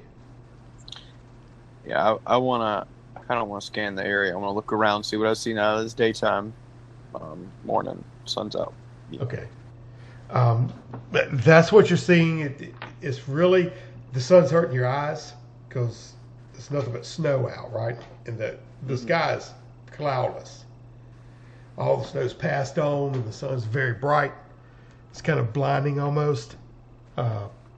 You can't see any track. Like I said, it's just billows of snow and wood sticking out as far as pretty much the eye can see from your vantage point. There was a huge avalanche that went down. If you look up toward the mountain where y'all just was, it's about,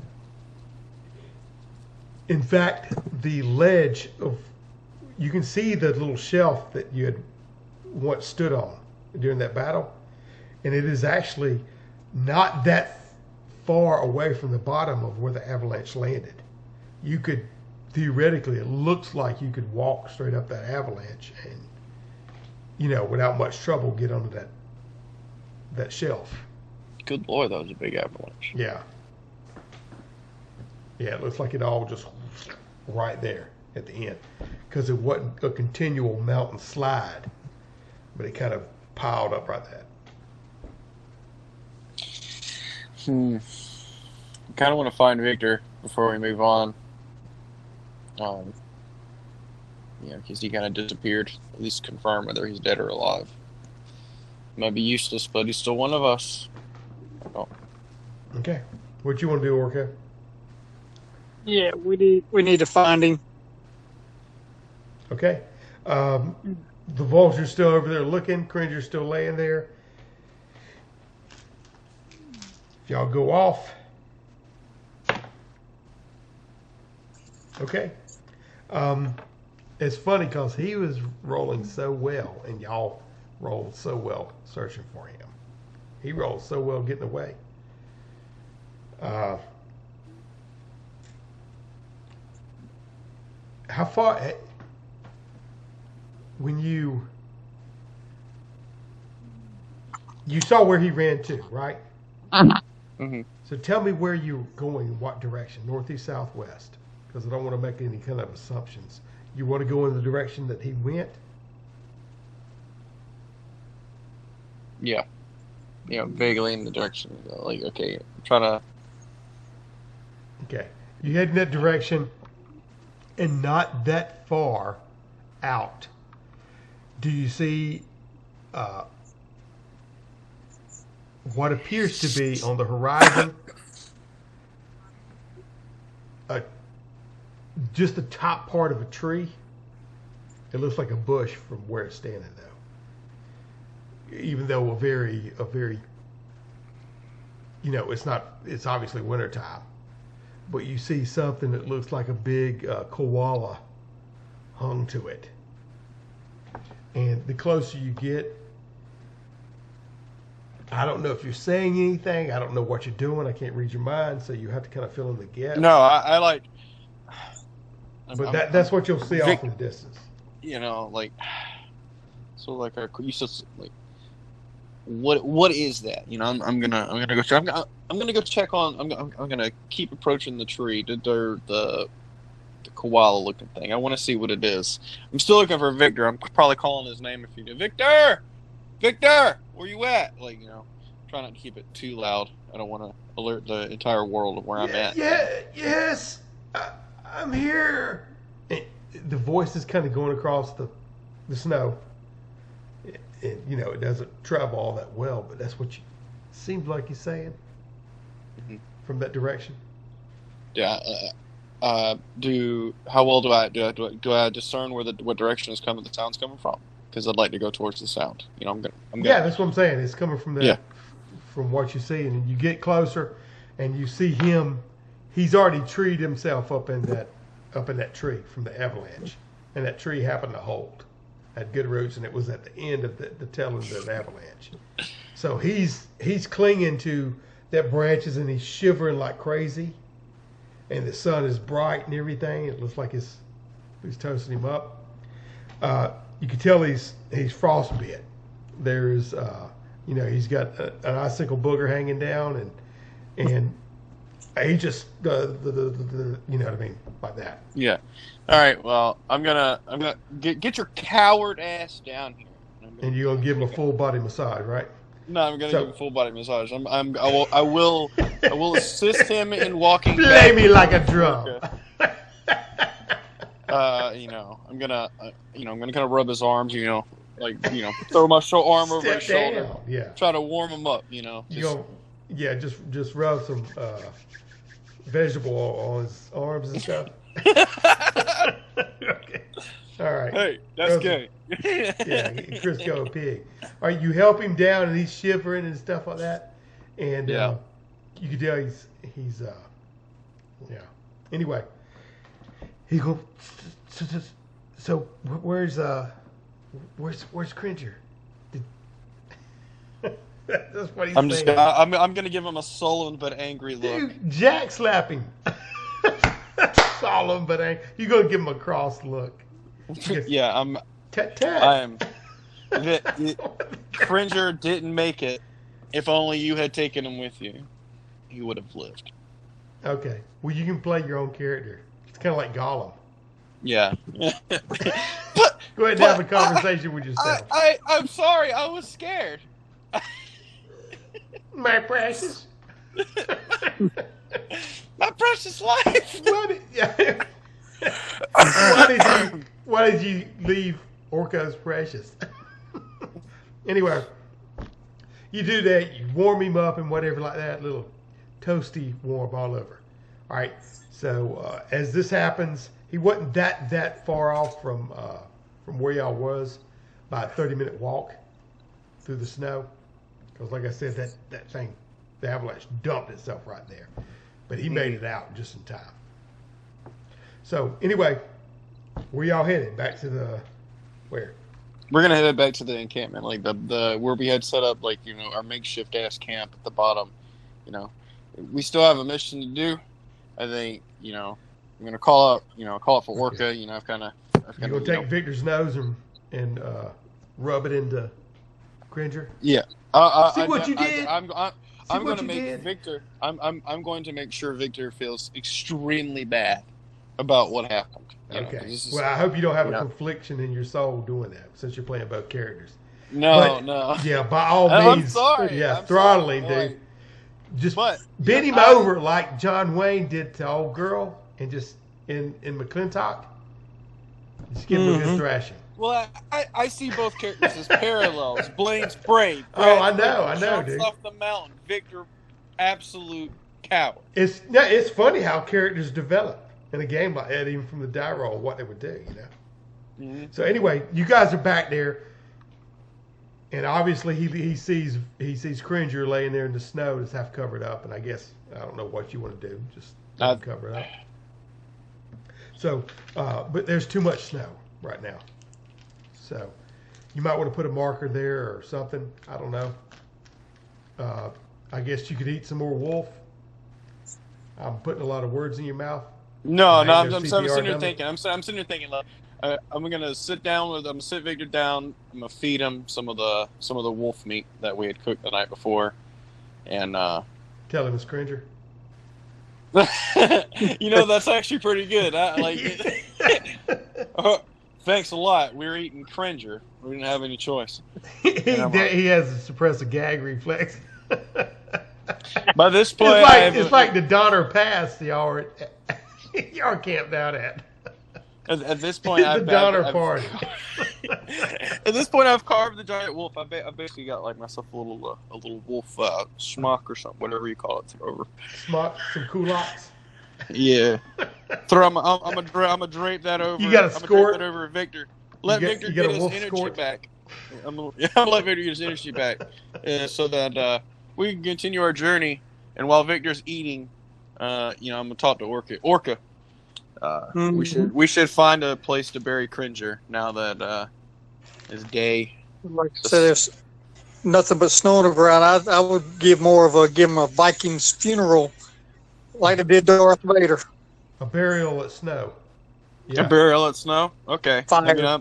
Just totally mark where his body is, and y'all can get him later. I will light an arrow and shoot Cringer and set him on fire.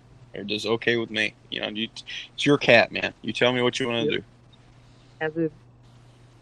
Just burn him and let his soul go to heaven. Okay. All cats go to heaven, man. Don't worry about it. Victor, this is all your fault. Just want to remind you. Yeah, Victor, thanks for using all his 9 lives up.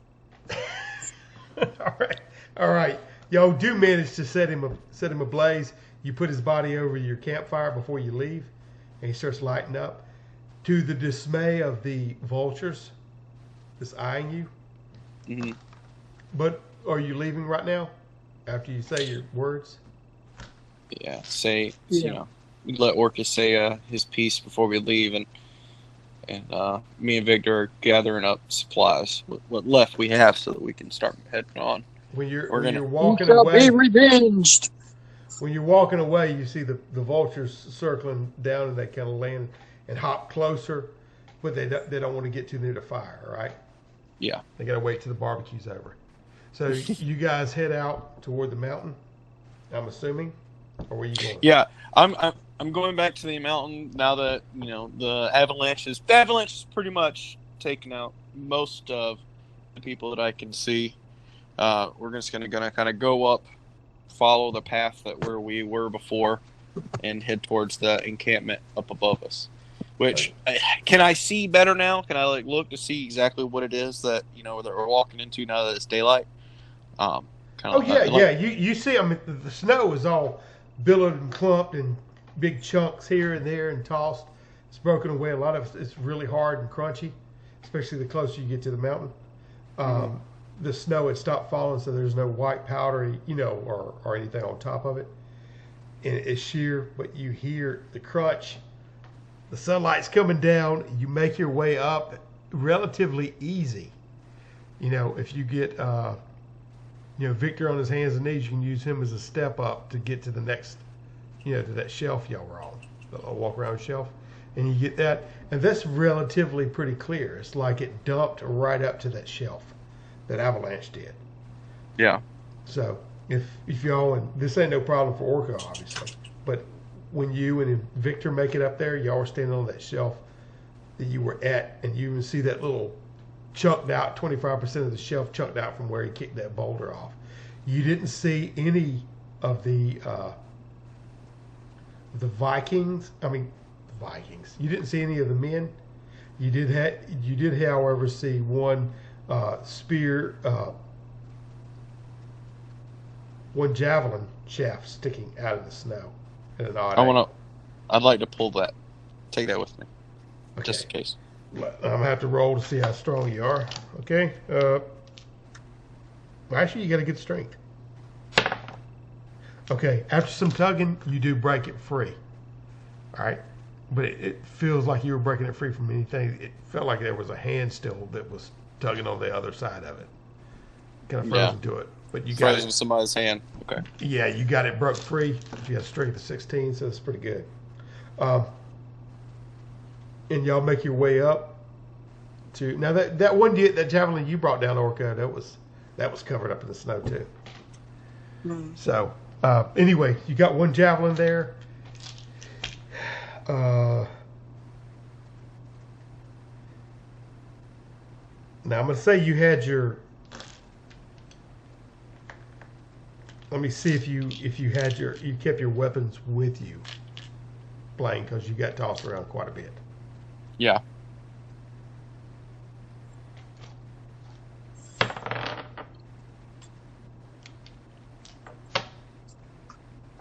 Okay. You got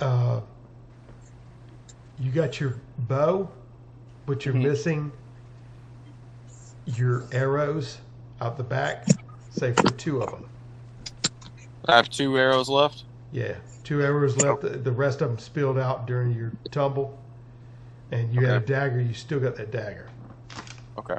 All right. So the javelin, you got that too now. Yeah. All right. Now y'all at the top, and you can see across there to the entrance of that cave.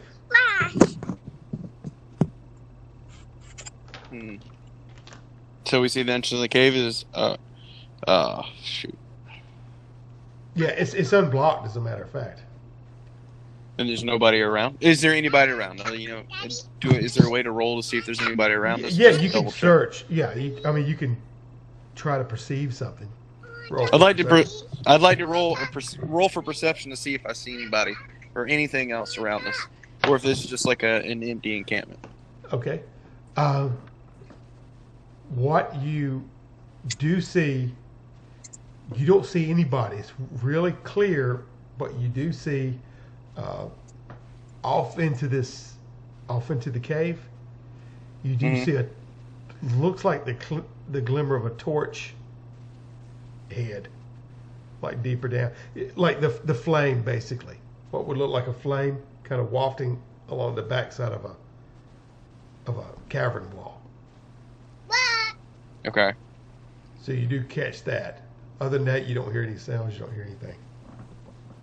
Are we like in like an enemy encampment that's like at the base of a cave, or is the cave where? I'm sorry, I'm just trying to. Well, they were enemies. I'd give them that. Yeah. Say what? They were enemies. I mean. Yeah. By that definition, they. Okay. Let's go towards the cave. You know, Okay. I want to go towards the cave, towards the light that I see faintly in the cave. Go toward the light. Yeah. All right. You walk up, and you get to the entrance of the cave, and it is indeed. There's a little bit of a step down, a little bit, and you do see a torch off over to the side. This throwing light back and forth, and it seems like it's flickering because there seems to be a little bit of a breeze coming through. Can I grab the? I want to grab the torch. I got a javelin and I'll go this. Yeah, it's in a little sconce area, a holder, so you can pull it out. And when you do, if you move around, you'll see that this cavern is you're more at a crossroads, at a fork. The main entrance, or a main cavern, kind of goes to the right and to the left. And when you look, if you peer down there, it looks like it turns a little bit like the one to your right. Kind of goes around and bends a little bit to the left, and the one to your left is not as wide of a cavern, but it goes off a little further on, almost straight, as far as you can see from that, which is about 30 foot or so. Any tracks? Okay, you look down. Oh, that is a freaking fantastic roll. Your perception roll was too. I hate saying that, but that's two excellent ones. Tracks, you see, there is, Orko, there's you notice that some snow, a little bit of snow, is spilled into the entrance of the cave, and you do see the tracks of obviously the guys and the wolves that had exited, but past that, you can see in the snow, because it's pretty hard ground, but even on the snow a little bit coming out, and even on the hard ground, leading to the right, there's almost like a fine greenish yellow dusting, almost like a fine misty powder or pollen, or you know what I mean. And Yeah. it looks like the further they went to the snow, it kind of got off their feet. But you could see this when he's turning the light around. You'll see very vague traces of footprints, even on the flooring. This kind of outlined by this pollen, spore, something or other. So that's about it. But those, you can tell that they came from that group. It looks to you came from the cave on the right, the tunnel that led is on the right side. They were clearly, keep wanting to keep us away. So I think we should take the cave to the right. See where they came from. Yep. Because it appeared to be, at least from what I can tell, they seem to be the type of people that came to our village. Yeah. And we're still in pursuit of what's her name? God dang it, dude, I can't remember her name. The Dunn's daughter. The Dunn's daughter, right? That's who we're after? Okay. Yeah, let me get your name real quick. I can Sorry, it's been a couple weeks. I just forgot. Oh, yeah, no, me too. I don't even know where it is now. Justine or something like that, I was saying. We'll just look it go up. red. But, okay, you guys are wanting to go to the right tunnel, you said, right? Yeah. Yeah. I'm gonna give Victor the torch. That way, I don't have a million things to man. Victor's gonna take the torch. Victor, Okay, take and the if lead. you're readying any kind of weapons, just let me know, all right? Otherwise, you're not. Okay, I still got my javelin. I mean, I'm gonna hold the javelin in like not an overhead position, but like kind of like in my hand. I can bring it up Okay, really quick and if if Victor's got necessary. a torch and he's going in front of you, right? I got my Yeah. stick. He's gonna light our path, and then I want Orca in the back because he's our mage, and Yeah. Okay. and- With my stick. heck, did we even bandage? Like, let me take a moment to bandage up Orca because I don't know if we ever did that. Because I remember he got hurt. Yeah, he got hurt for 3. Yeah. Now I was taking it that y'all were eating and y'all were bandaging up and Okay. just Okay. doing I housekeeping. didn't say that. I didn't say this. Thank you for. Okay. Okay. So as long as he's good, I still want him in the back because No, that's I good. don't It's going want- to take him a while to heal up a little bit. yeah. You know? And normally and in Victor- gameplay, Victor's I the want you to one- roll the one- that stuff. Yeah, Victor's got probably the most vitality out of all of us, since he was a coward and ran away from the danger. Yeah, And, hot-footed.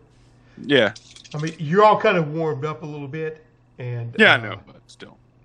I mean, as far as because you were really in bad shape last night with the frostbite and everything, so you had some negatives. As you go a little bit deeper, you're going around this. You're about 10 foot in, and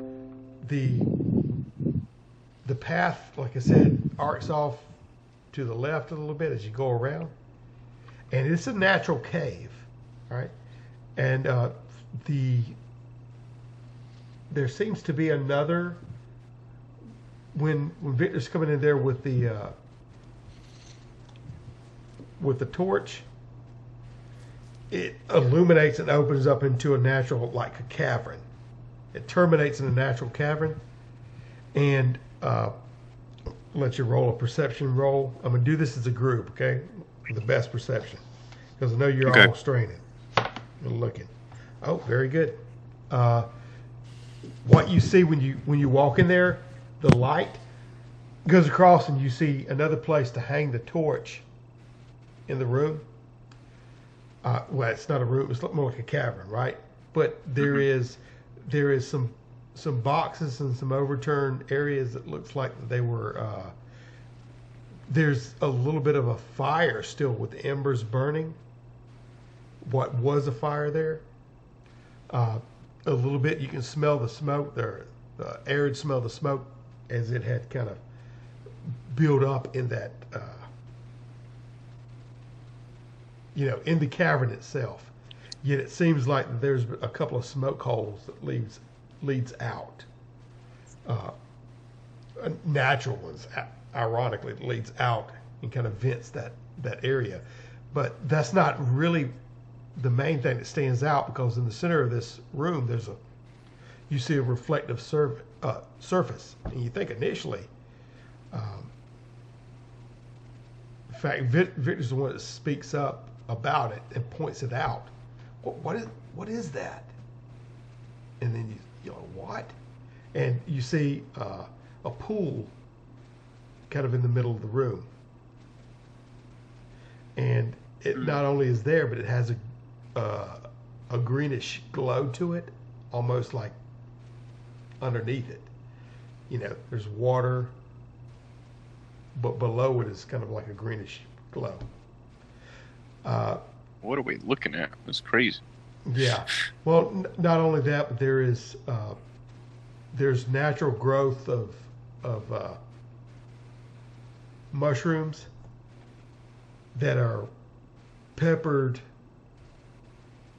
all around this cave entrance as you come through. A lot of it's been stomped out and around the center of it, but around the edges of the cave, yeah, there's a good bit of growth on that. The floor is rather earthy, and there's a little bit of knots and roots and everything else, that are kind of around this area. So, Clearly somebody was here. The remnants of a fire. How long ago that is the question. Yeah, there's a lot of half burnt wood and stuff that's kind of thrown around haphazardly in there. So you're in the area. Little knotted wood roots coming out from around. In the center is the pool. It's kind of green. There's mushrooms coming up. They look like they sprouted up from all the roots that have kind of crisscrossed through the bottom of this cave. The mushrooms wise, but that's what you're seeing. The water isn't churning or anything. It's very placid. Okay. What do you think, Orca?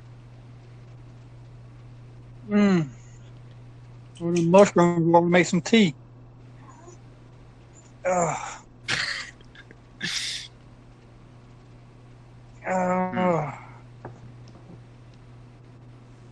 if we stay there too long, somebody might come back.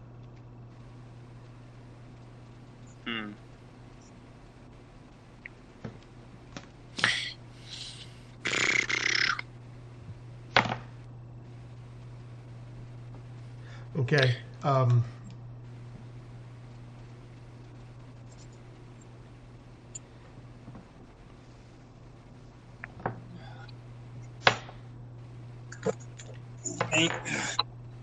If there's nothing we can scavenge or whatever, we best go ahead and leave and go through the other door, other pathway.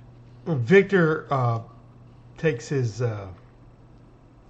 torch and goes, "Oh wow, man, look at that!" And he's turning around, kind of pirouetting in the middle of the room, looking at the walls and everything, or looking at the cave. He says, "It's pulsing. Can you see it?" That's pulsing. The walls are pulsing. It's moving, and he's sticking out his hand, like toward the walls, not touching it, but kind of like he's running his hand through the air, kind of reaching out to touch it. What is this? Can't you see it, man? Look at it. It's beautiful. We done went into a dragon's mouth and down through his belly. That's awesome. It sounds like we're in something alive. But it doesn't explain the lake. Not the lake, but the pool of water in the middle. I mean, are y'all looking? Yeah, I'm looking. I want to look at the wall to examine. Sweep the room with the torch. I'm now I'm extremely intrigued. I'm kind of curious what's going on. I want to looking around, see if I can notice anything crazy. You can say anything crazy. You didn't when he was pointing it out, but now you see almost like rivulets of water that are coming down on the walls, and it's kind of just making the walls look like it's moving a little bit. Mm-hmm. And then you'll see like a face push through and come out. They're not really that formed though, like inside the walls. Okay. And Orko, you see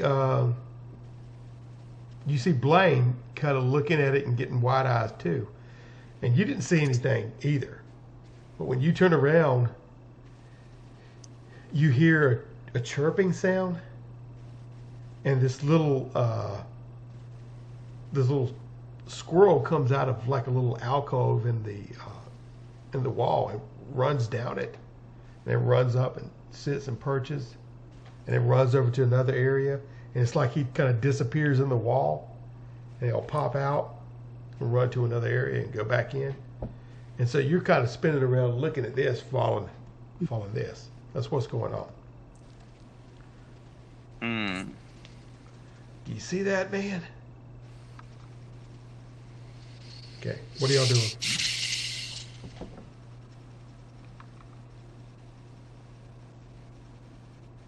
I want to go deeper into this cave. I want to see what's going on in this weird got cavern. Got my curiosity up now. Okay, when you step up to go deeper into it, you like look down. It doesn't seem like your foot is off the ground. It seems like the ground's coming up with your foot. It feels like you're lifting your foot, and then you set it back down, but it kind of feels like you're walking in place. Even though you're walking forward, but the ground is right underneath your feet and lifting up with your feet and going down. Now, that's what, that was for Blaine. Now,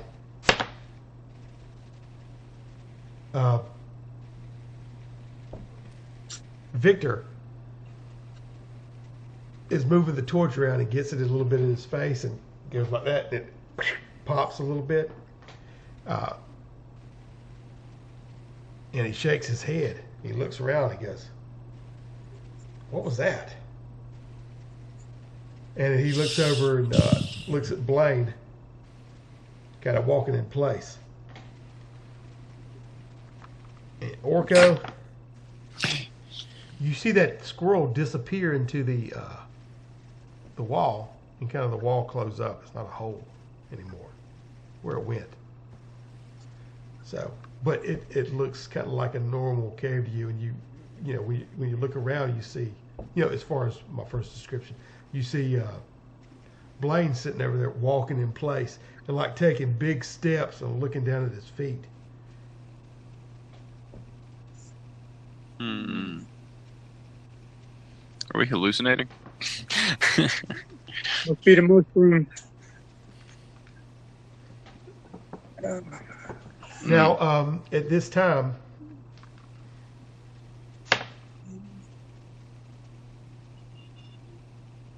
the water sloshes, and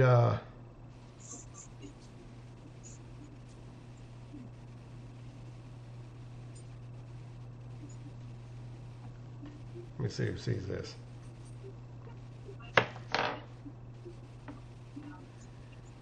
When the water sloshes, Victor turns around and goes, "Whoa, man, look."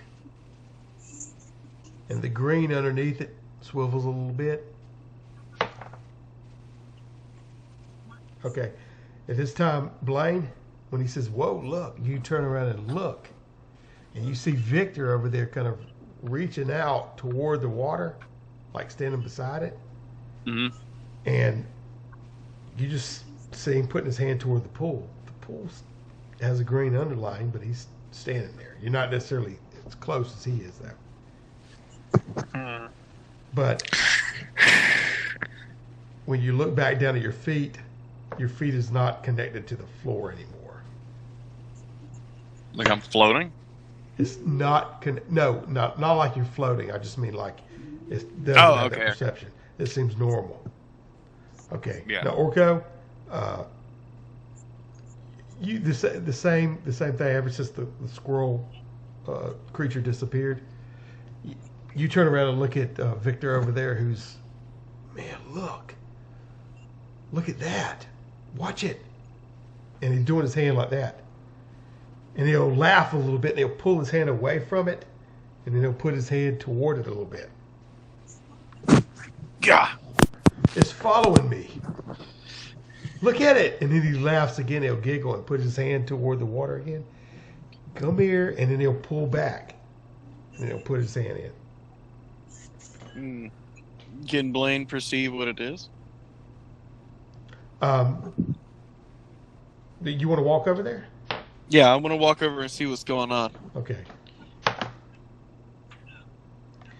Okay. When you walk over there, you see,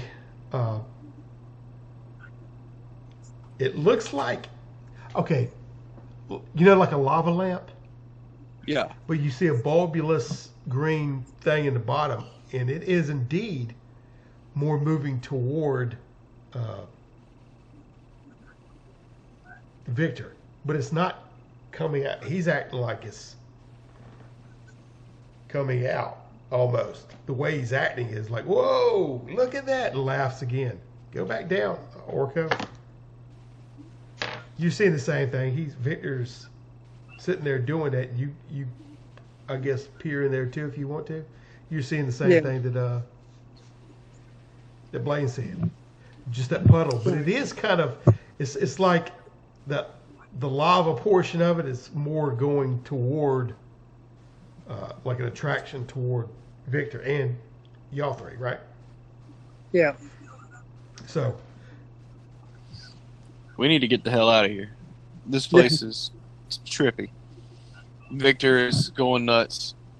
I'm like I would like to turn and get out. Victor turns around and looks at you and he goes, "What am I talking about?" And then you, Blaine. I'm gonna tell Victor, come on, let's get out of here. You're very lucid at this moment. All right. Mm-hmm. In fact, very good roll. So good that you do realize that something is up. Your character does, as well as you, Orko. So when y'all walk out of that room, are you leaving? Yeah, we're leaving. We're getting out. Yeah. Okay. When you're leaving, you hear the water kind of sloshes, and are you looking back, or are you just heading off? What are you doing? Blaine will turn back and look. He hears the water slosh. Well, you do see like a green pudding type thing come out of the water, and it pulls itself totally out of the pool and up the wall. Now, I don't know if you want to walk on, but as it's going, it's leaving a little photoluminescent trail with it as it's sliding up the wall, and it's kind of lighting up the whole room. And I'm assuming y'all took the torch. Yeah, we grab the torch and all that. So it's almost like a glowworm, of sorts that's leaving a trail that's lighting up this place. If it's not moving, it's moving very like a slug almost. All right. Yeah. All right. So where y'all going next? I say we went down the right path. I say we take the left. Yep. Okay. All right. You go down the left path. You come out of that point again, and the wind's kind of crossing between those three areas, hitting your torch around. And you go around the corner, you get about 10 foot in, and about 20 foot, excuse me, and it starts veering to the right some. And I'm going to assume that you guys are just walking, right? Yeah. Right. We're just walking out. Blaine's got his javelin. Victor's got the torch. Okay. Now, when you come around that bend, it opens up into another almost cave-like instance. I'm going to hold this. All right, but you can hear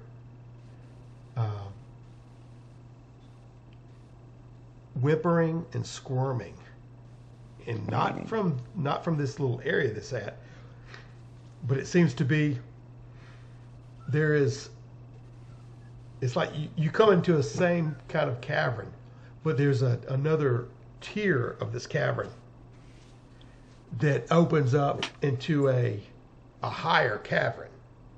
You see what I'm saying? Like it's a room, and then there's a stopping point, but it's like you could climb up the wall, and there's a higher level cavern right above it, and there is like, you can see light on either side of it, but it looks like there's kind of rocks a little bit and boulders blocking, not fully, but like set up there on the little ledge, that's blocking some of the light. But you can see what seems to be a moving torch, and you hear whimpering, and then you hear, "Shut up, girl. Stay still." Okay. I think we might have found what we're looking for. Okay. Are y'all going to try to be quiet or what? Yeah, I would like to kind of like sneak in, so you see if we can hear any more than what's going on. Roll to see how well you sneak. All right. Okay. Okay. All right. As a party, you kind of get stock still when you hear this voice. You catch it enough time that you go real slow, and you open it in, and you see, as you go in, you look up, and like I said, that little higher entrance to another cavern that's above this one. There's no easy way. There's, perception-wise, you don't really see any easy way to get up this ledge into the next thing. I hope I'm explaining it right, because you're in a lower cavern, but there's kind of a ledge that leads up into another cavern, which probably about 5 foot is an opening. You see what I'm saying? From the top of this ledge to where it would open up into the next cavern. So you could worm your way in about 5 foot, but there's rocks. It's like 3 bigger boulders sitting on the edge there. And you see a light flickering behind these rocks, and almost your perception roll was good. You see almost like casting shadows, and you hear that girl squirm, and somebody say, "Settle down, girl. You'll be with the Dun soon. I wish his men would hurry up and get here."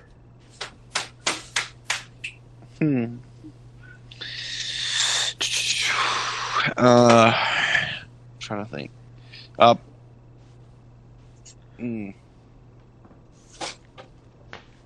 want Blaine to kind of like try to climb up. Victor, give him a boost up. Try to climb his way into here. Yeah, I mean it's about probably I'd say 10 foot up. That's a little bit taller than I thought. Okay. I can float up there and eye everything out. Yeah, That would be good. Yeah, if you want to do that, try to like see if there's an easier way for us to get up there. Okay. Well, if you float up there, and get behind one of the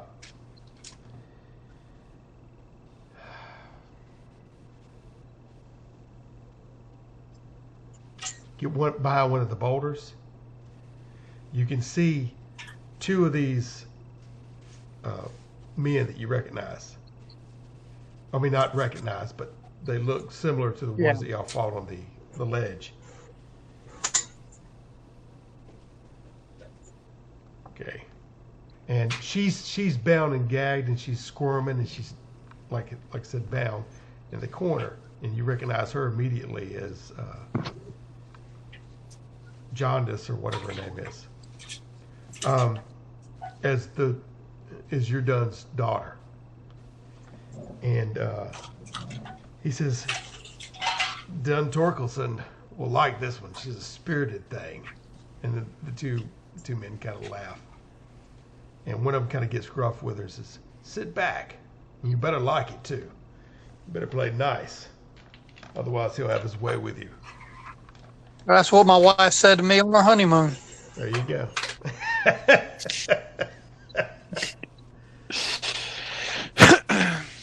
Okay. Okay. He said he'll have his way with you, slit your throat, then take your broken body back to Trondheim with a sad tale of how we tried to rescue you. Trondheim is the village that y'all are from. Mm-hmm. Okay. And then, but your last words, you pledge your love and legacy to Torkelson. Torkelson. Yeah, Torkelson is the Dun that they're talking about. Dun Torkelson. Okay. All right. Is there Orca? Is there a way for us to get up there? Like, you know. Okay, Orca, I guess goes back down to where y'all are. Yeah. Orca, kind of floats back down and lets us know that he found it. I would think. That's what I'm not telling you what to do. I'm just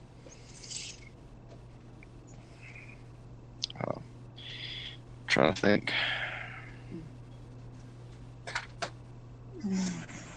Is there a pathway up at all? I mean, there's got to be some. Yeah, there's a. If you ever been rock climbing, there's like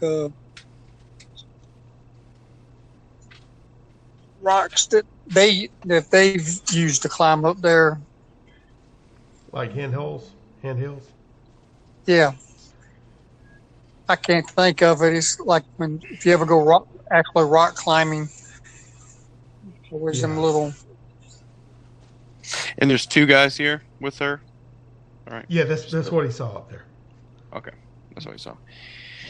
Okay. Let's see.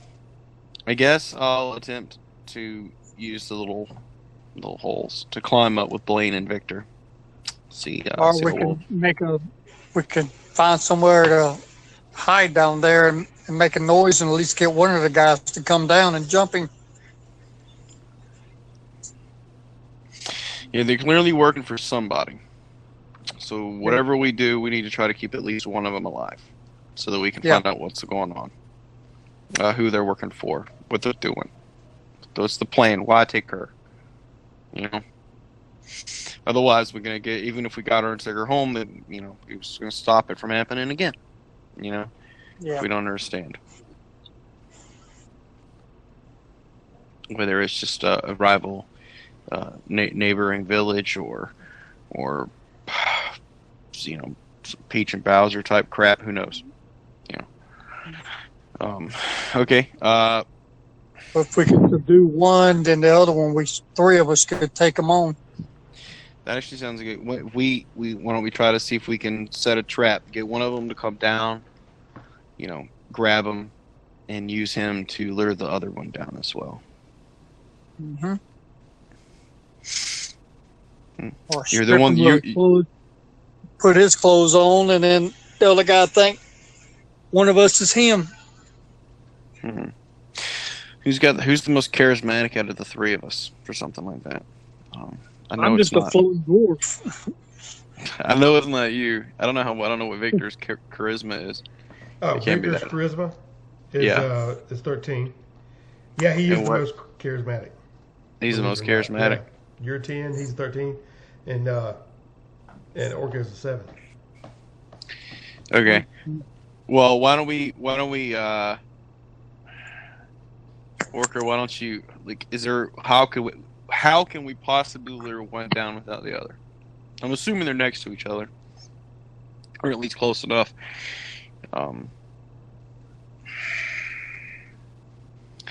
Make squirrel noises.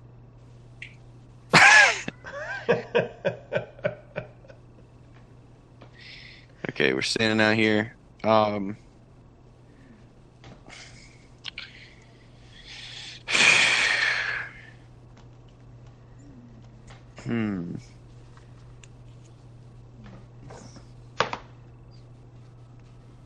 Okay. At this time, you hear the torchlight flicker. I said, "Shut up, girl. Wonder where Jaeger is. He said he should have been back by now. I'm sick of this guard duty." And the torch comes closer to an opening with the others, and it kind of sticks out and peers down. One of them peers out. It looks out, and the thing pops in his face a little bit. The torch. The torch. Yeah, and he drops the torch. All right, as he holds his eye, and it comes and falls down on the floor. That was a critical fail. I rolled for. Okay, so that's what happens to him. It goes and he like kind of falls down in front of us. No, not him. The torch. He drops it because it sparks and it goes off in his eyes. Right. Okay. He was saying, "Where's Jaeger at? He should have been back by now. Sick of this guard duty." And he was looking out for a second, and it popped and got in his eyes. He drops the torch, and it drops down, and it goes out a little bit up there. Diminishes. It seems like they do have it's lit up on the bottom now. You fool, you dropped the torch. So shit. They're a little bit louder now. They're obviously. Yeah. They're angry. You go down and get it. Get it before it goes out. And then you see a rope snake over the side. I'm not going down there. You dropped it. But my eye. Dang you. And in a moment, you see him kind of jackknifing and start lowering himself down. Let's see. Okay. So there's one of them. Blaine, I'm gonna pull out my knife, and I'm assuming it's still we're kind of in the dark on the bottom. He can't see us if he's just shimmying his little way down, right? He's back. The other one is up there, and you don't know. You can't really see if he's looking out or if he's not for right now, because the torch at the bottom is kind of just litting in a little small pool, basically, of light. It's not throwing out light in all directions, and it's laying in the ground. Like I said, it's already kind of dirt in there. So rightfully, and it's a little bit watery in a cave, from the natural rivulet. So that's what they're worried about, it going out. So he's trying to get to. It's really a good opportunity. He rolled a critical fail on that. It could be totally different. Okay. let's see. Would it be? I'm gonna attempt to sneak up behind him and kind of shank him, or right as he's coming down. I'm gonna go for. I'm gonna try to kill him. He's right near the floor right now. He's reaching down. The rope is a little bit short. You know what I mean? And well, not overly short, but nevertheless, he just like that to let himself down. You'd have to jump up a little bit and grab the rope and then pull yourself up. So he's in the process of doing that. And let's see if you sneak up on him good, and you do. He's a little bit distracted, so that was against him, and he's kind of flustered about having to do this and arguing with old boy. Old boy's still throwing things. Okay, but when you come into the pool of light, right before you shank him, you hear, "Watch out!" from up above. Right? So a boy does see you, and I'm roll to see if you.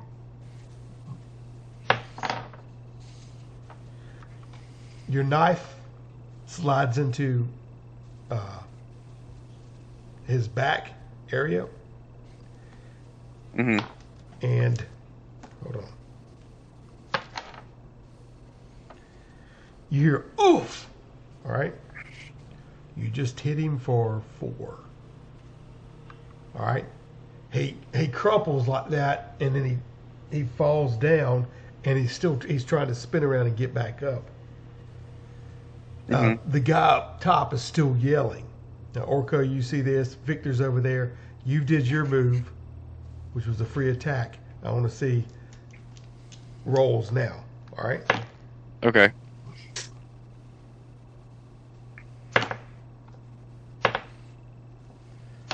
Okay. All of you save Victor made the roll.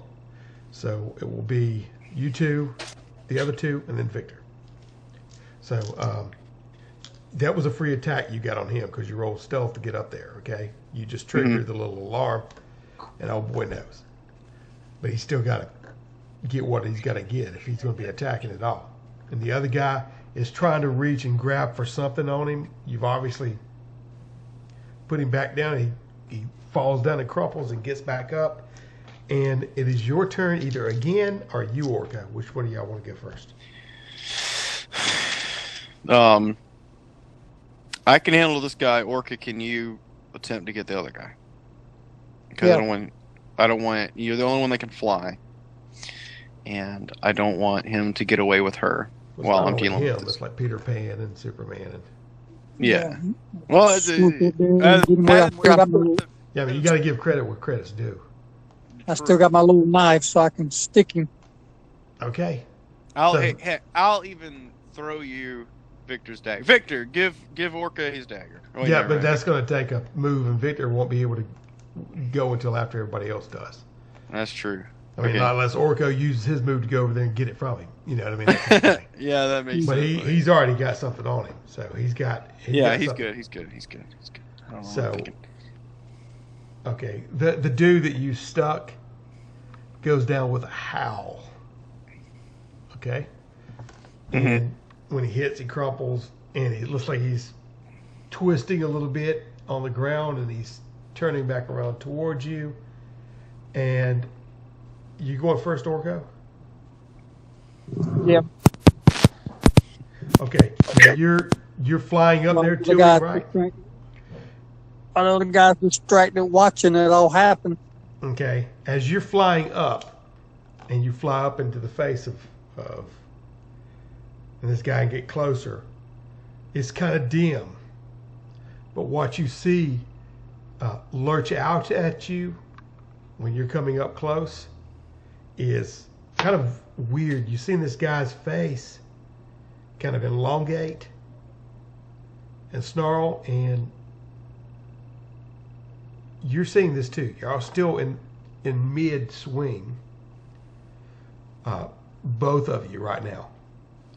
But Blaine on the ground, as he lay there and twist and writhed, he was twisting around, and you still stuck him in the back, but he's turning, his body's kind of elongating, and there's hairs popping out, and you hear bones crackling, and his shoulders are shifting, and his back hind legs, and then he's got these claws popping out, and he turns around and snarls at you, and his face is elongated, and he's got a big black nose and eyes and teeth, and he snaps at you.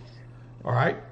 But you're watching this in disbelief, but you're already autopilot and doing your move.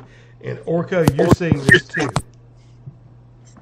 So, Orko, you roll to see if you hit, because he was zooming out of everywhere, and I don't think he had his attention on the floor, on the ground, whenever Orko just came out of nowhere.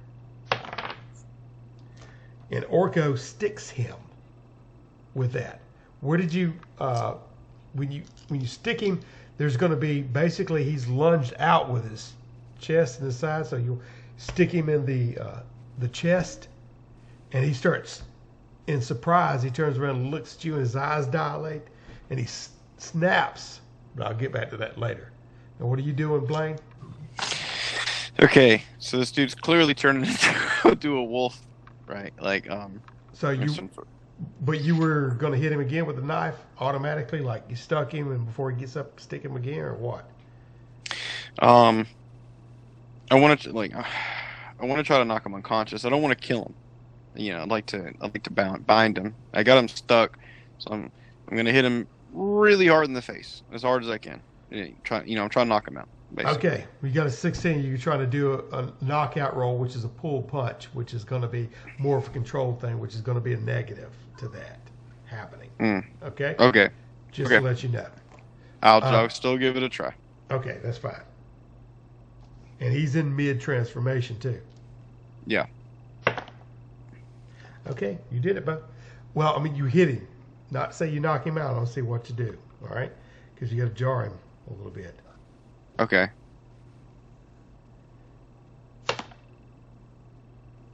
Dang, bud. Yeah. You hit excellently.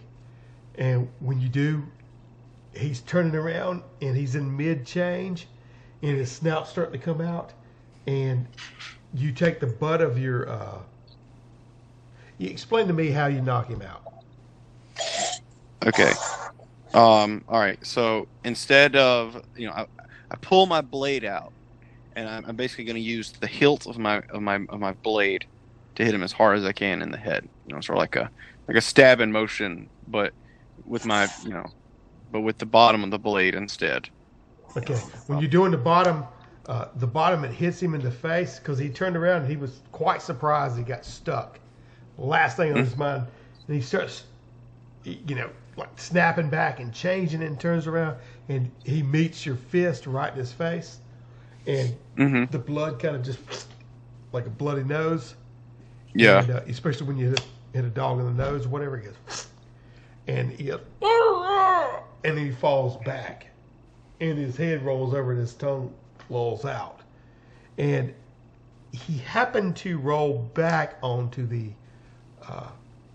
torch, which looks like it extinguishes it, maybe. But anyway, we'll get back to that.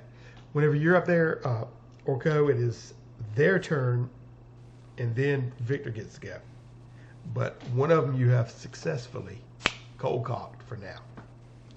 Okay. The guy in front of you, Orko. Okay.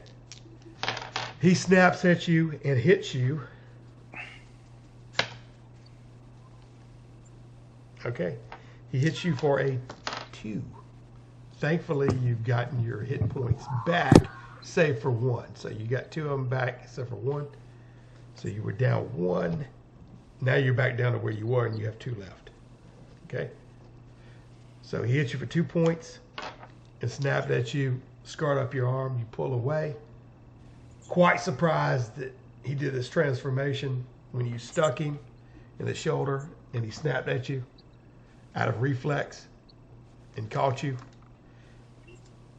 And we will take to Victor now. Now, what is Victor doing? Okay.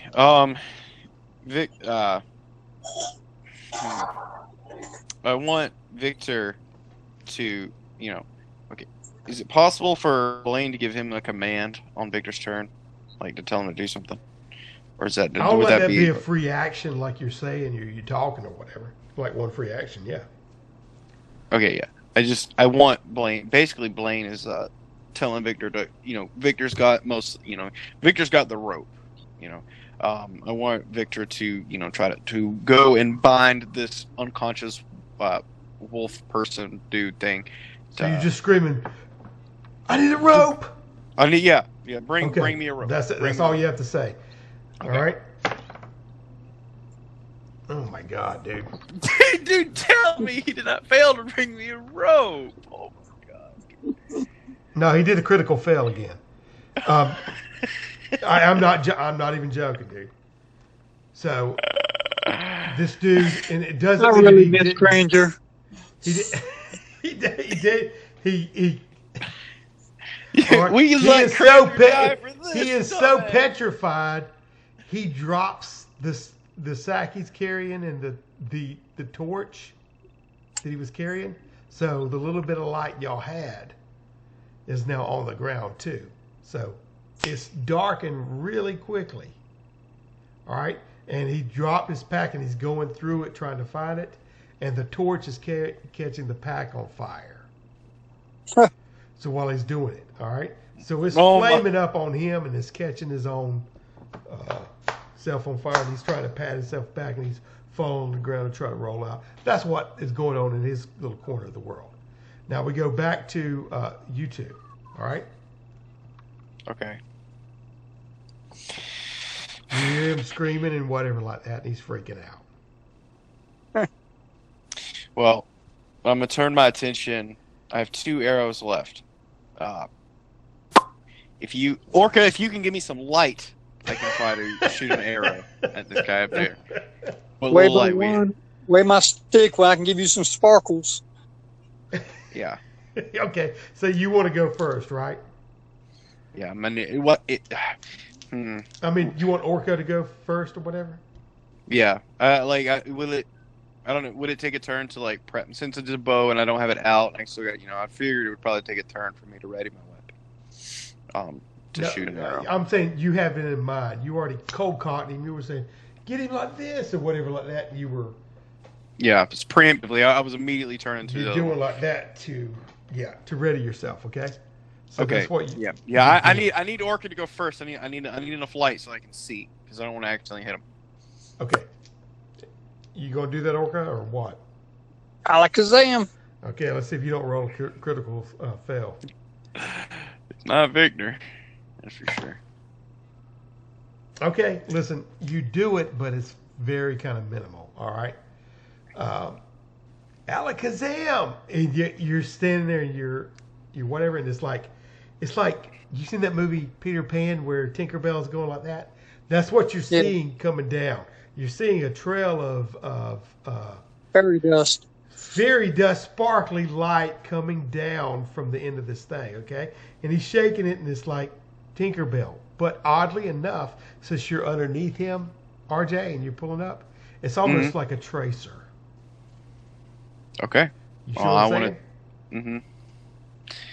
All right. Well, I would like to fire. Blaine is most definitely gonna fire. He's gonna help work out. Okay. I'm gonna let loose. You were firing at the upstairs wolf, right? Yes. Okay. You hear a satisfying thunk as it goes into the torso of this wolf. And it takes 2 points of damage going in, and Orca's already hit it for 2. Okay. So it's trying to snarl and snap at the thing, at the little tendrils of light that's coming down from Orca's thing. Mm-hmm. And while it's shrinking in size, going on to all fours, and as it's going down, It plugs in another arrow in it. Oh! Okay, let me see. He's reaching out, trying to grab at this stuff that Orko's dropping, to snap at it, because it's a little bit of a tracer for him, too. Mm-hmm. And he gets plugged, and let's see. He starts to slip and fall, and then he backs up and manages to get back before he does. He knows he's about to overreach and topple, but he catches himself. All right? So, in fact, it takes him a little bit to catch himself. And you hear him barking from up there. And then now you hear the girl screaming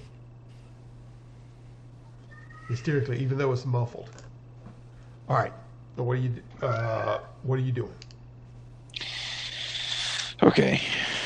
Wait a minute. I should say that at this point in time, we go back to Victor. And he is... I hope I don't roll another critical fail on this crap. He satisfactorily snuffed the fire out, and he's running up to you with a charred rope right now. Okay? And he comes up by your side. Okay. And he's kind of looking blank and panting. So it took him a second to put it out and run up to you. He's not going to be able to buy crap this round. Hopefully that ground wolf will be able to stay out. All right. Well, she does. As far as Blaine's turn, Blaine,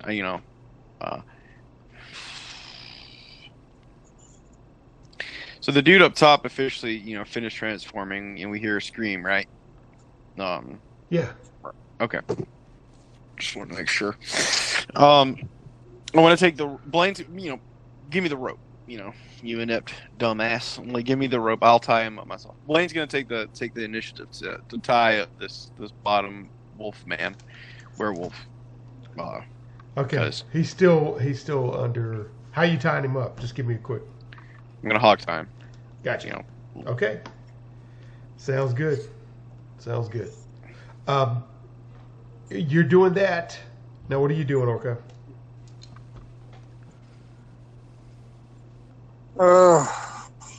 I'm looking for something to hit him with.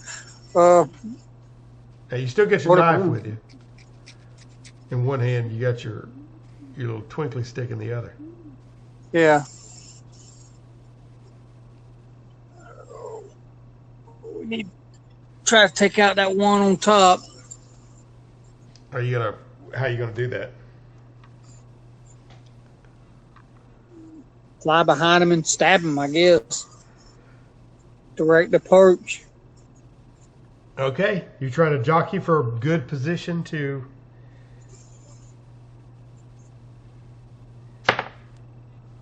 stabbing, and it doesn't work out to your benefit.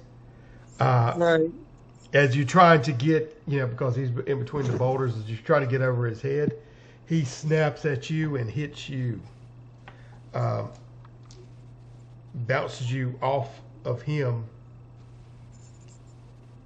and up against the boulder a little bit and out again. So he's still bucking and whatever. He didn't hurt you, but he definitely kept you from getting any kind of position. All right. Right. Now, what are you doing, Blaine? All right. Now I've got this wolf tied down. Shit. Oh, wait a minute. It's Victor's turn. Sorry. It's Victor's turn. Okay. No, wait a minute. No, it's your turn, and then the wolf. Go ahead. Is it Blaine or Victor? Blaine. Sorry. Okay. Okay. I've got one arrow left. I'm going to. You know what? I'm gonna see if I can help take out the top wolf. I'm a fire. Like a hopeful shot. Hopefully to at the wolf up top, up above. Gotcha. All right. It's a little bit dark in the cave. I will say that what's his face has a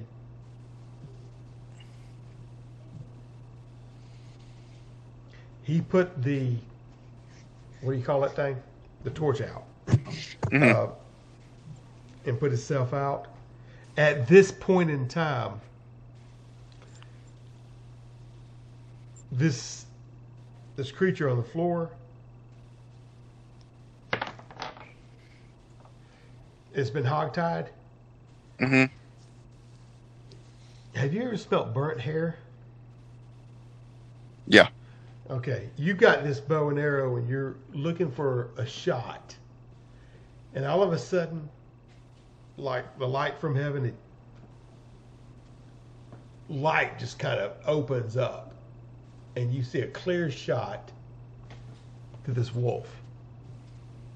All right? Okay. That's what you're focused on. Her name's Jareen, by the way. You saw it. Okay. Now you Okay. gotta roll.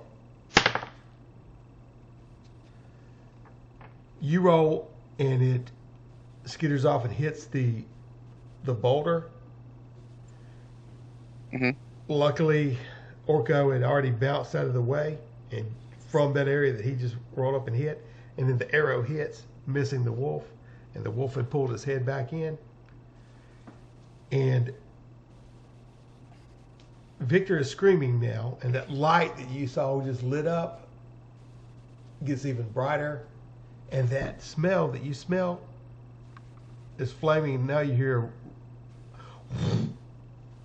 and smoke rises up, and it's all of a sudden becomes hot around you, and then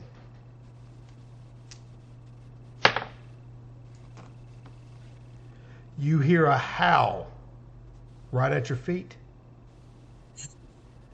a anguished, torturous scream, or howl rather. Looking down at your feet, this wolf that you had tied, he was on his back, he Mhm. had fallen on that torch, which the embers of the torch and the torch is still half lit, caught his fur on fire, and he's totally engulfed in the flames now. Mhm. And he's still struggling with the binds that you got on him, right? And the flame hadn't went around it that far, but it's causing him to jerk and shudder, and the rope was already sort of damaged anyway from Victor dropping the torch near it and pulling it out and singeing it some. Mhm. So in other words, you went, Orko went, the wolf up there is howling, the girl's screaming. The wolf tries to jump out. All right, this is near critical fail. Mhm. The wolf tries to jump out at Orko to leap out. He snaps right in front of you, Orko. It's like you bounced off that rock when he knocked you. He's flailing. The arrow comes up like that. He had pulled back, and then he jumps out, and you see him leap in the air. He gets right in front of your face, and he snaps, and then he drops just like a cartoon. Straight down. Now, okay. He lands with a thump.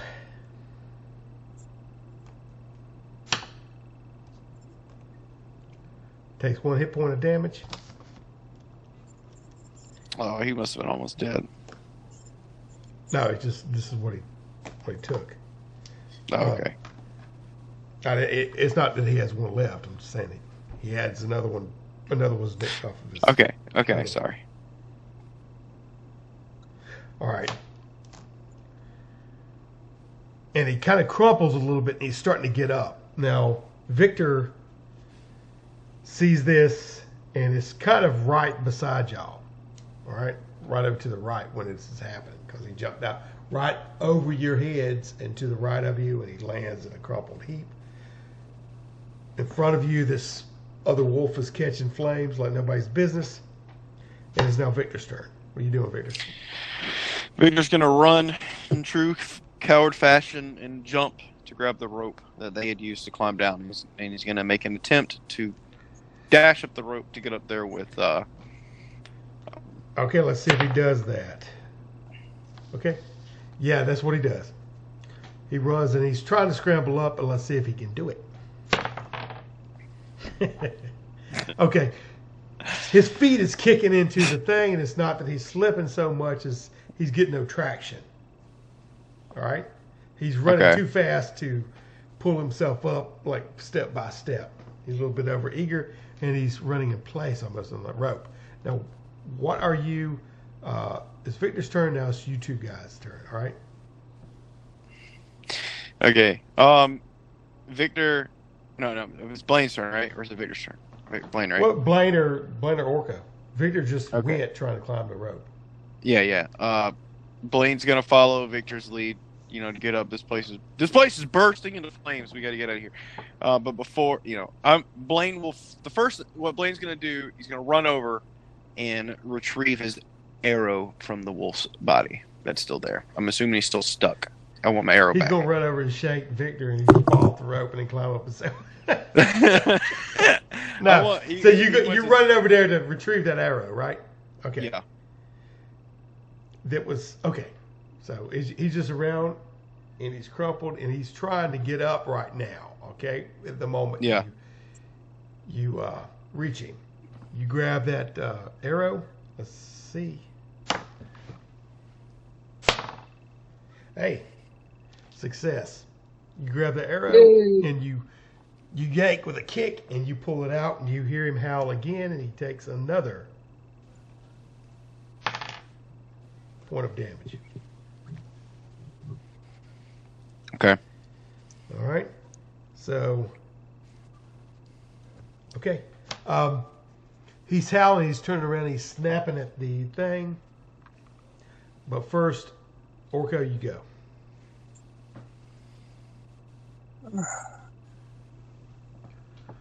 You can do a pigeon drop on him right now since you got the height. Yeah. Take a Humpty Dump. Humpty Dump. The pigeons are... Treat him like a statue. Yeah, with the rocks now being so limed and slippery. Yeah.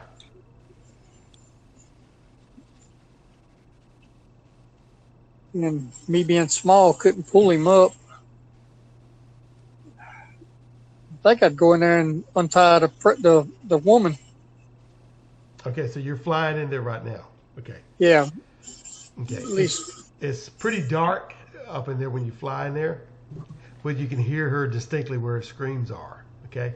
Yeah. Coming from the corner, and she's still gagged and bound, and you can fly up to her and get your hands on her and. As long as she don't give me for sexual contact. Yeah, cop a feel, whatever you need to do to, to get the job done, unbind her or whatever. But you have to feel around a little bit. It's kind of dark up there. But you did see Victor trying to do the Batman and Robin up the wall. And Blaine's laying on there, and you can see easily the fire going on around it. That wolf has lit up that portion of the cave. All right, and it's still that fire lights over to Blaine and the wolf too. All right, so you run in there to start taking her gag off and bindings off. Now go back to Blaine. All right. What you doing, Blaine? Okay. All right. I'm going to go. I'm going to push Victor up the rope to help give him a boost up so we can go up. Okay. Now it is their turn before Victor gets to go. Okay? But you're giving him a boost. I'm going to help him out, yeah. Okay, which will help him on his next round. Just hopefully they don't tear you to shreds before it happens. Okay, the next round goes to the wolves. The wolf that's all in flames is screeching and whatever. Now he's fully encompassed in the flames, as well as the rope. And you hear the rope snap free and the tendrils of rope just fly off in directions. Mm-hmm. And that wolf is howling mad, buddy. He's on fire. Right now, he's jumping around like a bucking bronco. It looks like a hellhound for all intent and purposes. All right? Let's see which direction he goes.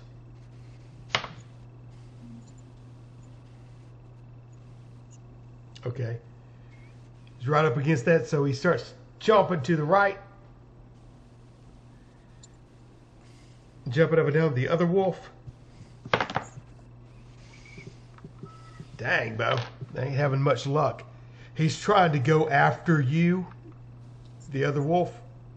Because you rip that thing out of him and he turned around. He's directed at you. And you run it over there too and shove old boy up, right? You got his hand on his rear like a cheerleader and pushing him up. And then the wolf is going straight after you. It's almost like you could feel it buried down in his neck. And he's about to hit you. But what he rolled, this is what happened. The other wolf was bounded. It's so funny because in proximity, he was here. This wolf was there. And you were right here. So you're running up to the thing to push him up. This wolf is going in your direction. But the other wolf is going there. So they meet right in the middle. And they collide. The one going across her because he's not looking. And the one's going straight after you and he collides. And let's see. He flames up a little himself. All right? Not initially, but you could tell. He goes, and barks off. He's been kind of shot to the side and bucketed off. So you're pushing old Victor up, and I'm going to roll for Victor. Victor made a good roll. He's dug in. When you pushed him up, he found his footing. He's gone up. It's like, in the cartoons where they do that 15 times and then they go, that's what it was like. He got bump, bump. He's going up by leaps and bounds. Now, it circles back around to you and Orko. So, good job, Victor. You going up now? He's cleared a path for you. Yeah, I'm I'm going to go up too. If he would have rolled a stinky roll, man, you'd have been still trying to push him up. Yeah, I'm gonna jump and go up. Yeah, you kind of have to go up. Let's see. You do it halfway successfully, and it's one because you're behind him, and he's pulling up at different angles with the rope, and but you're making tracks. All right. Mm-hmm. Not at the rate he is, but you're getting up there. At least you didn't see his plumber's crack. Yeah, I know. Tell me about it. I feel sorry for you, Orko. He said, that's the last time I saved your life. With all these wolves and everything, I need to just pull out some rolled up newspapers so we can pop them all in the nose. There you go. That's what essentially happened when old boy punched him in the nose. But anyway, you're untying the girl right now, right? You got her fully untied? Yeah. And untying her. Oh, you were tying her up? Okay. Even further. Yeah, if you unbind her and she's totally disoriented, she doesn't know what what's going on. It's dark up there. But actually, that's a good calming roll for her. All right, she's starting to breathe. Looks like her mind's trying to be logical, and she saw the wolf jump out. I'm trying to justify this for the roll because it was a really good roll. So she's calming down. Who is this? Who are you? Are you here to rescue me? Are you the? And then she almost starts crying. Are you the Dunn's men? What are you saying, Orko? Yeah, baby. She's talking to you. With my squeaky voice, just try to calm her down more. Okay. Now, when you do that, thankfully you have a squeaky voice, and she goes, Orko, is that you? All right. So you made a connection there with your unique voice. That's good. She'll be, thank you, thank you. She's all happy and crap now. She's trying to reach around and hug you.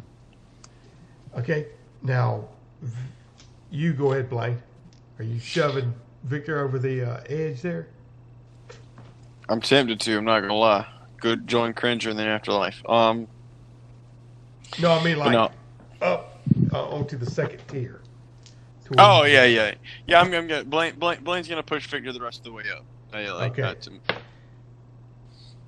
And then when it's Victor's turn, I will. Oh, please tell me I didn't roll bad. Yeah, you rolled a epic fail. Well, your hand slips off and goes in its crack, and then he tightens up and breaks your wrist. No, I'm joking. When you push him up, you push him over, and when you're doing that, he's kicking, and he kicks you in the face. You know, because you're goosing him, and he's trying to jackknife over that edge. And when you took your hand off, you slip and fall straight down, and that's a legit epic fail. I'm rolling more epic fails and epic successes in this thing that I've ever did in my life. That's what you're. Seriously. But that's what happened. He's kicking and he pushes over, and you got your hand off, and then you fall. All right. Okay. And when you're falling, in fact, I'm gonna say this: the rope is on fire. We'll say that. That's what caused you to let go. The rope is on fire. We don't need no water. Anyway. Oh, Blaine is trying his hardest to die, and Victor's trying his hardest to kill him. Yeah, it wasn't necessarily Blaine. Victor's fault. This is your legit sucky roll that I bequeath to you. So the rope, since it was down there at the bottom, caught fire, and it's burning upwards. And so it engulfs your hands, and then you let go, and you fall down into the flames. Ta-ta! That's so bad. Makes sense. Hopefully you survived it. I don't know. But anyway, when you hit the ground, you take... Good grief. Can you do 7 points of damage? 4 points of damage? Good Lord. Having to roll We're a having D8 split in half. looking at caves and outside. Yeah. So when you hit at an angle that twists your arm behind yourself, and you are in real bad pain in a leg, and you've caught fire yourself, so you're getting 30-degree burns is where all this torturous pain is coming from. All right. You're laying there doing that. It is Victor's. No, it's the wolf's turn. The wolf is still jumping around like mad, trying to put himself out, bang up against things. Hopefully he don't bang up against you. I'm rolling D6 to determine in which direction he's going. All right.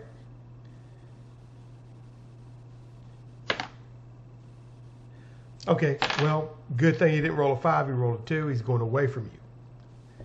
He hops 2 more in that direction, stumbling over the other wolf. But he regains himself and goes on. The other wolf that went straight after you got buffeted out of the way.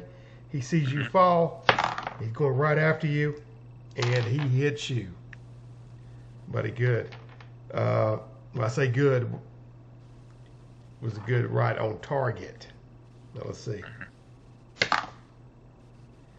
Jeez, Bo. You're when you hit, you caught on fire a little bit. You was in pain, and then the next thing you know, that wolf has dug itself into your shoulder, and it's starting to tug you away, and then you go unconscious. All right, so he's pulling you.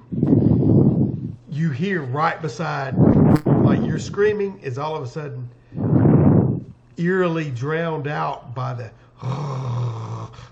right by your ear, and the heat on your neck and the side of the face, and your head rolls up like that, and you go out.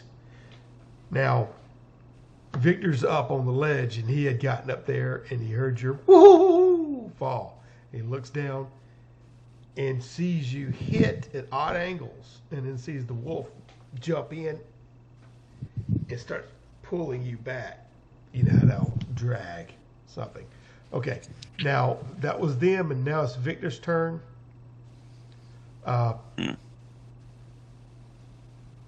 What are you're playing Victor to? And Okay. since you're unconscious, you can have full control of Victor. All right. Well, I am going to do the wise decision. Victor's going to cut the rope. There's no saving Blaine. Blaine's dead. He's just going to move on ahead and go meet up with Orca in the in what's her name with the J. He's he don't think he's the big dog because he made it up and Blaine died.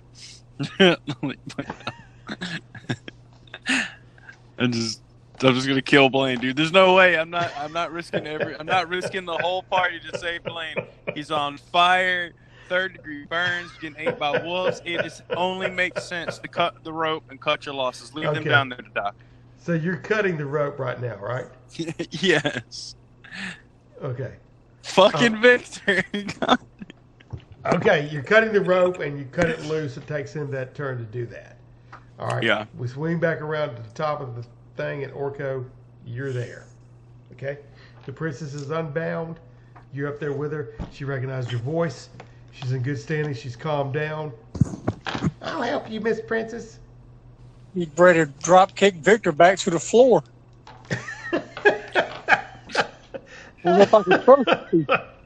Okay, what are you gonna do? Are you gonna drop kick him out? They want him. He's gonna flop and kick you out of the side. What is?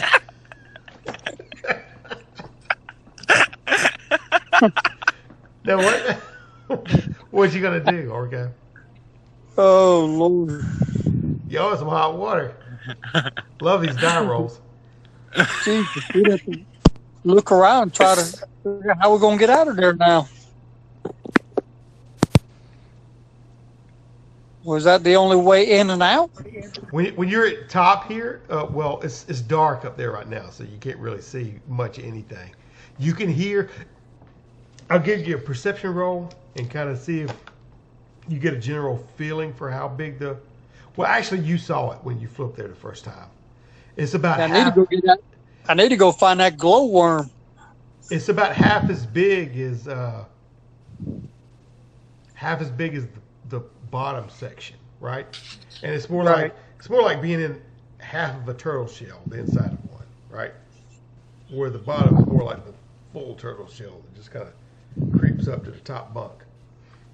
Jeez, all that fire going on down on the bottom, it seemed like it'd give us some kind of Now, light. What you saw in there was pretty barren. There is, she was set in a corner. There was some rags. There's a bag in a corner. As far as your memory, I'm gonna roll this, which is pretty good. So that's what you glanced when you saw them stalking around. They had a couple of their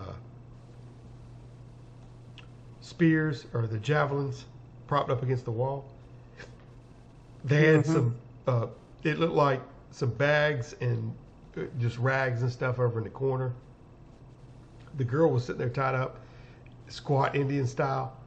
And like I said, those 3 boulders were on the edge of the lip. And other than that, that's it. Yeah, it's like some way we can take them rags and find a wraparound stuff to make us some more torches.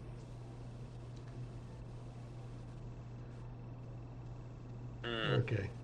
We had to figure out- Victor hadn't been privy to this information so much, so you can't really. Right. Okay. At them, I will have to go right back down to go through the wolves and everything to get out of there.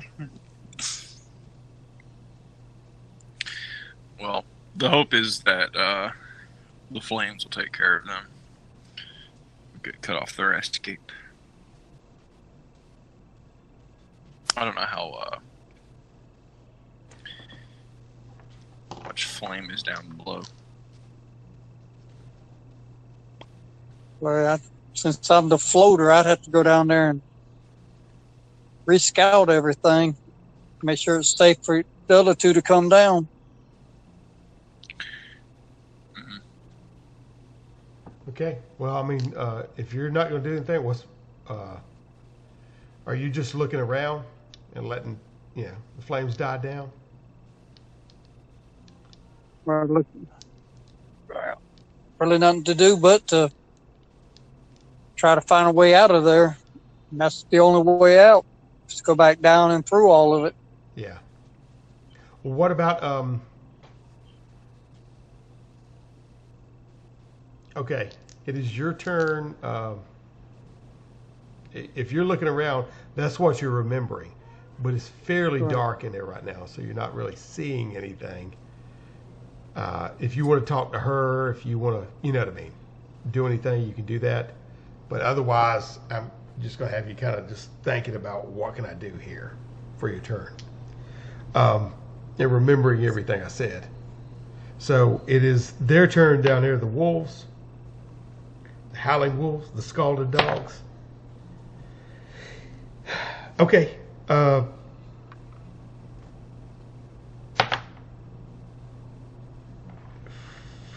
That's ironic.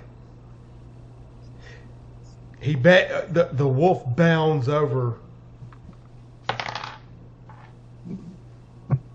again, and he's trying to knock himself down. The one that's on fire fully, and he hits the ground. And he's starting to roll, and seems like seems to be doing pretty good. Just took him a while to realize what he needed to do as far as putting out the flames. The other wolf that hits you,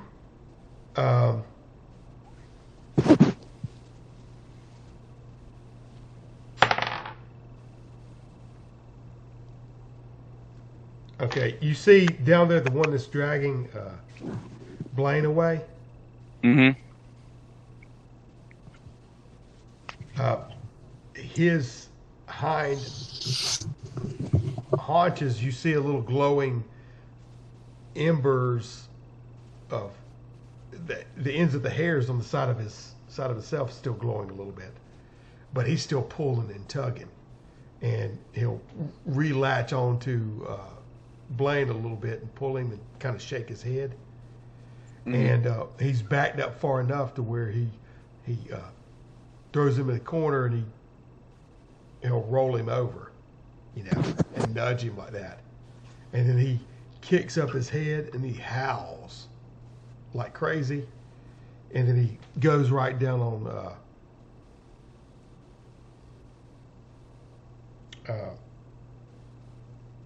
Blaine again, as far as biting him again.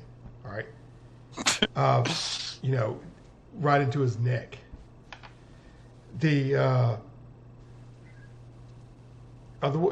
of them, that's what you're seeing right there. We go back to the top, and it doesn't look like the second wolf got ignited. It looks like the first wolf is being put out by rolling around on the ground somewhat. Even though he's quite almost, it looks like he's got the mange, the burnt mange. All right. He's still on fire though. He's still flopping around. So what are you guys doing? And I'll put you both on the same thing, because it doesn't matter whether you end up or go. Well, actually, it's Victor's turn now. We'll do Victor and then Orko. Shit. Victor's gonna run up to Orca and the princess. Orca, Blaine. And that's all you can say. You can't really speak. Kind of torn up inside. Oh, really? You need a little Metamucil or something? Something to calm his... Yeah, calm himself down. Yeah, a little Pepto. Yeah. Give himself a Pepto talk. Yeah. Best thing for him, to be honest. Okay. He's crying, so you'll spend your turn crying. And, and huffing dog hair. Yeah. Okay. What are you doing, Orko? You gonna laugh at him? After I bitch slap.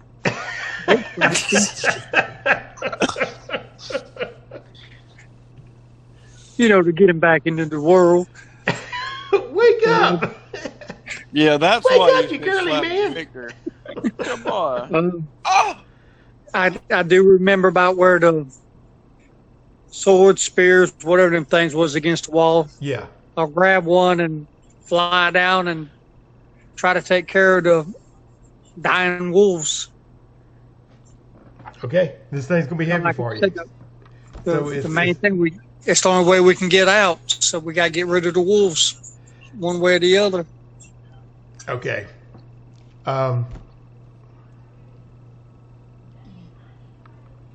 There was two of them you remembered side of the wall. You do get to where you remember them being by running across there, and it's a little bit of your last move too.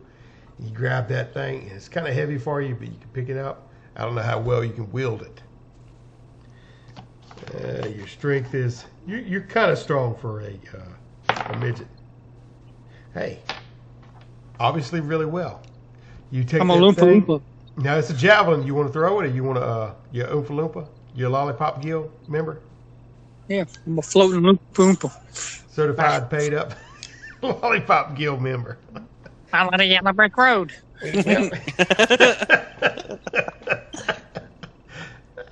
He needs. All right, you got this javelin. Are you throwing it? Or are you just going ramming headlong? Just Like a ramming headlong. dive. You kamikaze diving toward which one? Yeah, I'd have a better shot doing that than throwing it. Which one you going after? Which wolf? Are you going after Blaine or Victor? He's diving after Victor. Let's see. You said one was on fire. I'd go for the weakest one first, or the strongest one first. Yeah, they both look about the same, except one of them's on fire. And the other one's got Blaine in his mouth. Yeah. No, I'd go for that one. Okay, you going after the one with Blaine in his mouth? All right. Yeah, because he's got Blaine in his mouth, he won't be able to bite me. There you go. That's smart thinking. All right. God, Well, I'll let you know. turned I already to fire. rolled it, and we just got to roll dice here. Okay. You hit him in while he leaned up and he howled and he went back down and chomped. The next thing he knows, that javelin is now in his back and his hindquarters underneath his thing right through his kidney. And he lets go and howls again. All right, it's echoing inside of this cave. Something monstrosity-wise. Okay, and at this point, this howl that he lets out, there's a little bit of a rumble, and you hear rocks dropping and echoing in the cave floor as his echo dies out. Now, whose turn is it now? Oh, you already cried, so it's the wolf's turn. Yeah. All right. Victor's been his turn bawling his eyes out. Okay. The wolf is howling.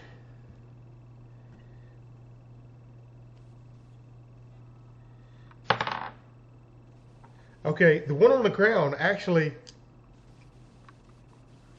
has successfully put himself out in the little rivulets of whatever by now, and he's trying to slowly get back up. Looks like he's manged, his skin's bubbled up. Looks like Freddy Krueger wolf. All right, so that's what he's doing, and you got a feeling that he's bearing up to charge the next time. The other wolf that you just stabbed. All right, he turns around after howling, and he snaps at you, but he doesn't get you. You're at the end of it, but he does grab the javelin that's now stuck in him, and he tears it out and slings it like that, and it tears it out of your hands and it clangs up against the wall. All right, now it's back to y'all. What are you doing? Okay.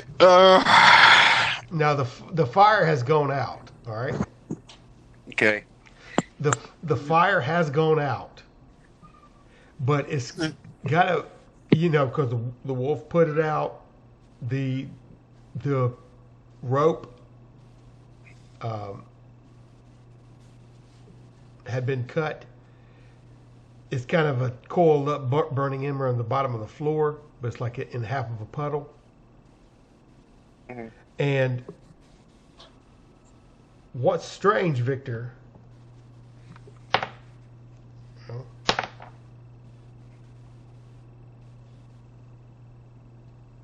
The princess comes up beside you. And y'all both looking down.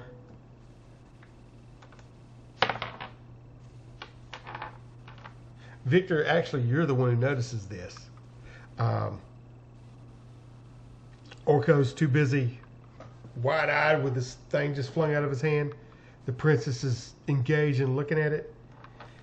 The lights are out, but you notice a greenish luminescence peeking its way down the hallway, or down the corridor, basically, leading into the chamber. All right, but what are you going to do?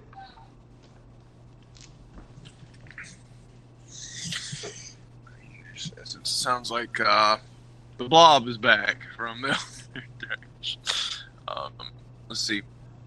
Victor is going to... He's going to follow Orca's lead. Natural follower. He never does anything on his own. He's not independent. He's a sheeple. Yeah, he's a sheep. He was made to follow rules and directions. Yeah, but he's gonna gain a false sense of courage, and he's gonna jump off of up top down to help Orca, and he's gonna try to land on the mange covered wolf that's successfully put himself out. Okay. He's going for the throat. He's gonna try to land on top of him with the stab. With his little dagger. What you fellas need to remember too is if you want to do something special, you might want to pull out your style for it, whatever style you get. Well, I will use a style point for that too. Okay, you got sounds one fun. style point. You're going to use it. You're going to try to attempt to land on this wolf and get it. Yeah. Okay. Gonna get like Xena. Like I said, this is not courage. This is him being. Good luck, Bo. If you don't miss this wolf, you're gonna be taking some damage from the fall damage. You know what I mean? You're just laying in a puddle beside the wolf. He'll be like, "Thanks." Let's see what you roll. That princess would be like stupid, and you'd have to start playing her. Let's see what. She's gonna be the only one. Some rescuers. Rescuers down under, like 6 feet down under. Yeah. All right. Here we go. She was the hero all along. She got captured on purpose. Yeah, she's just testing you. Okay, so you're jumping. You want to use one style point. Yep. To add a boost to it. I swear, Victor, you better. If you survive, I'll be proud of you. Sorry, dude. It looks weird. It looks weird because as you jump off, as Victor jumps off, and he's got his dagger in the air like freaking Legolas or something, and you think this is going to be an epic moment, and Orko's there, and Orko's like, he just threw my spear, and when you turn to Orko, you hear, "Wah!"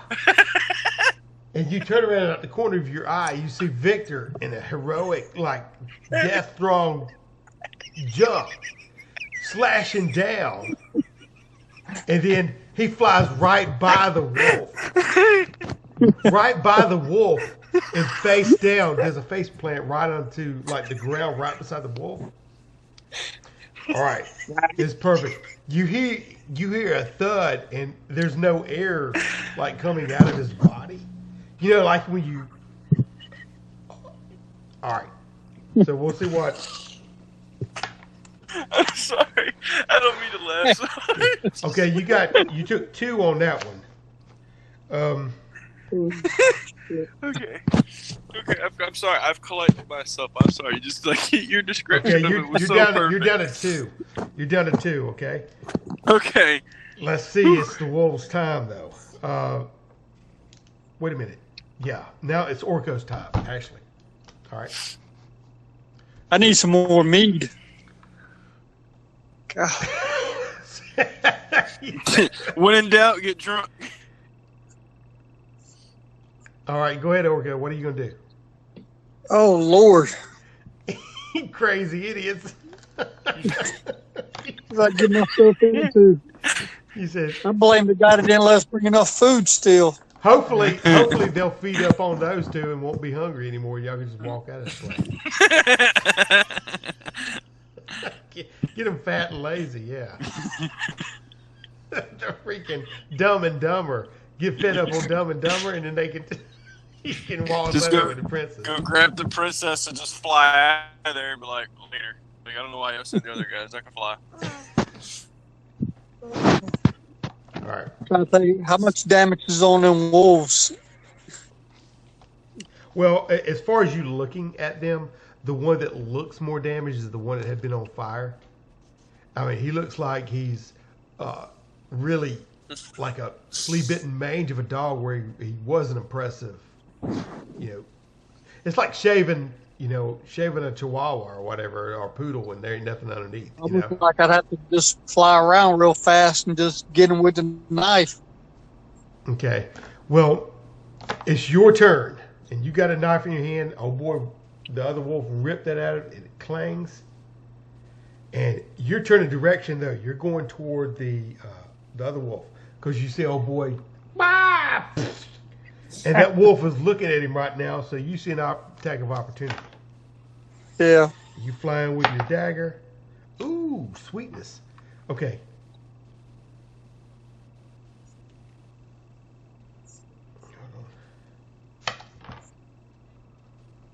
Okay, and you stick him for 1.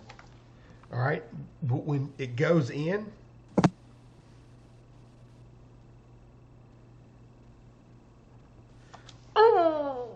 he does like that, and he stumbles halfway.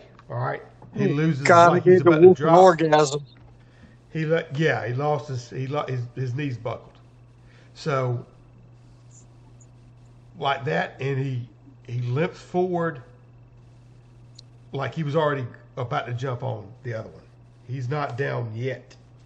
All right, it's the wolf's turn. He got stuck, but he's been burned up. He's been this and that and the other. And he goes to launch at, what's your name? Victor. Has been? Okay. Victor has been. Mm-hmm. Okay. He goes to launch at you, and he stumbles forward and he misses you and almost like trips over you and rights himself. It's like he's dazed for some reason, right? Mm-hmm. Like pain dazed. Okay. You've already withdrew your knife, Orca, and the other wolf, he had turned you and flung his thing, and he sees you going toward the other one, so he gets an attack of opportunity toward you.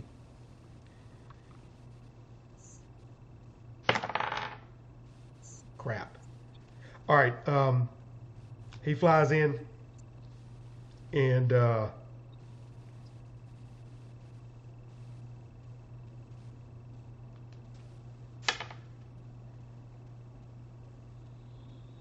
okay, that's 2. Okay, hate to say it, but you were at 2, and he just hit you for 2. So when he does, you stick the other wolf, and you see him stagger a little bit, and he pulls off with the knife, and then you get sideswiped. All right? So you don't know much other than you just get hit, and then you go out. Now, now it is Victor's turn. Is Victor the only one conscious right now? So Victor's got 2. 2 health? Yeah. Okay. And both wolves are still alive? Main one and the other one? Now, you will not die in this. Well, I'll get to that later. But go, say it again. Okay. I was just saying, both wolves are still alive? Main one and the... Yeah. Okay. All right. The wolf that went for Orca. Victor, he's kind of dazed from his false act of heroism, but he's not done. He's going to run and jump on the back of the wolf attacking Orca and start stabbing him repeatedly in the back of the neck with his knife. He's got adrenaline going crazy in his body. Now This is his one opportunity to be a hero. Let me tell you the one that had jumped toward you that Orca hit and kind of stumbled over you. He's right there right now, and the other one jumped at Orca and hit him. So you're going after the one that went after Orca, right? Yeah, I'm trying to help Orca. Okay. So you scream la la la la la la la la, and like amid the soon-to-be dead terrorist, and then run over him and take a hit. And hey, it works. Okay. It works. And you get a knife, right? Mm-hmm. Okay. And you hit him for 2, and you stick him, and he howls out in shock, and he lets go of limp Orco that he had grabbed and slung. And you see Orco up against the side wall and kind of slide down. You stuck him, and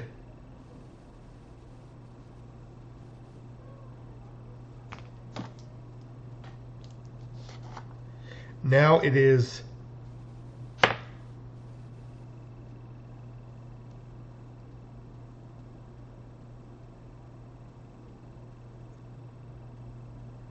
okay.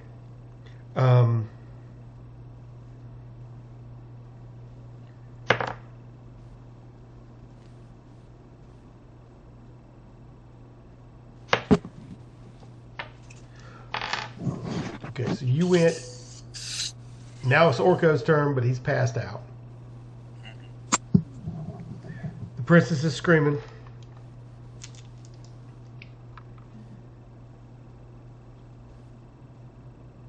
Your eyes are like Victor's eyes. He just hears the screams and the snarls, and it's almost like a peaceful feeling encompasses him. The wolves go side by side and start pivoting around. It looks like both of them is literally, you can tell they've been through the ringer, especially the one that was on fire, right?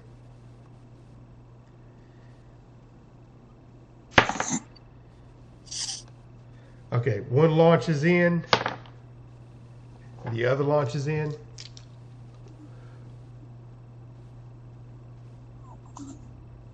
The one with looks like the mange basically hits you.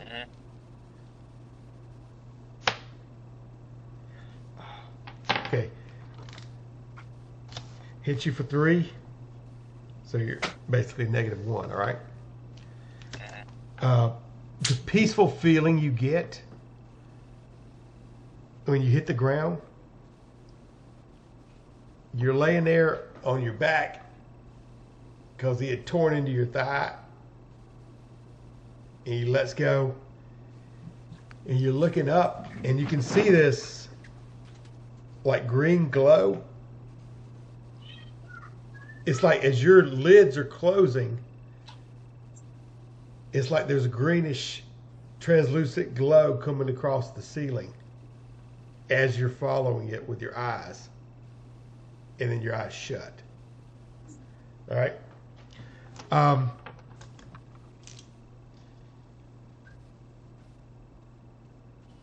now,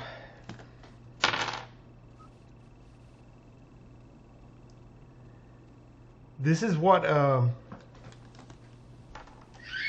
this is the epilogue to this.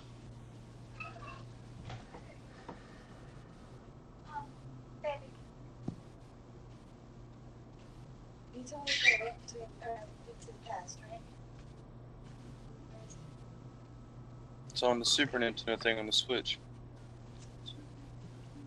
There is,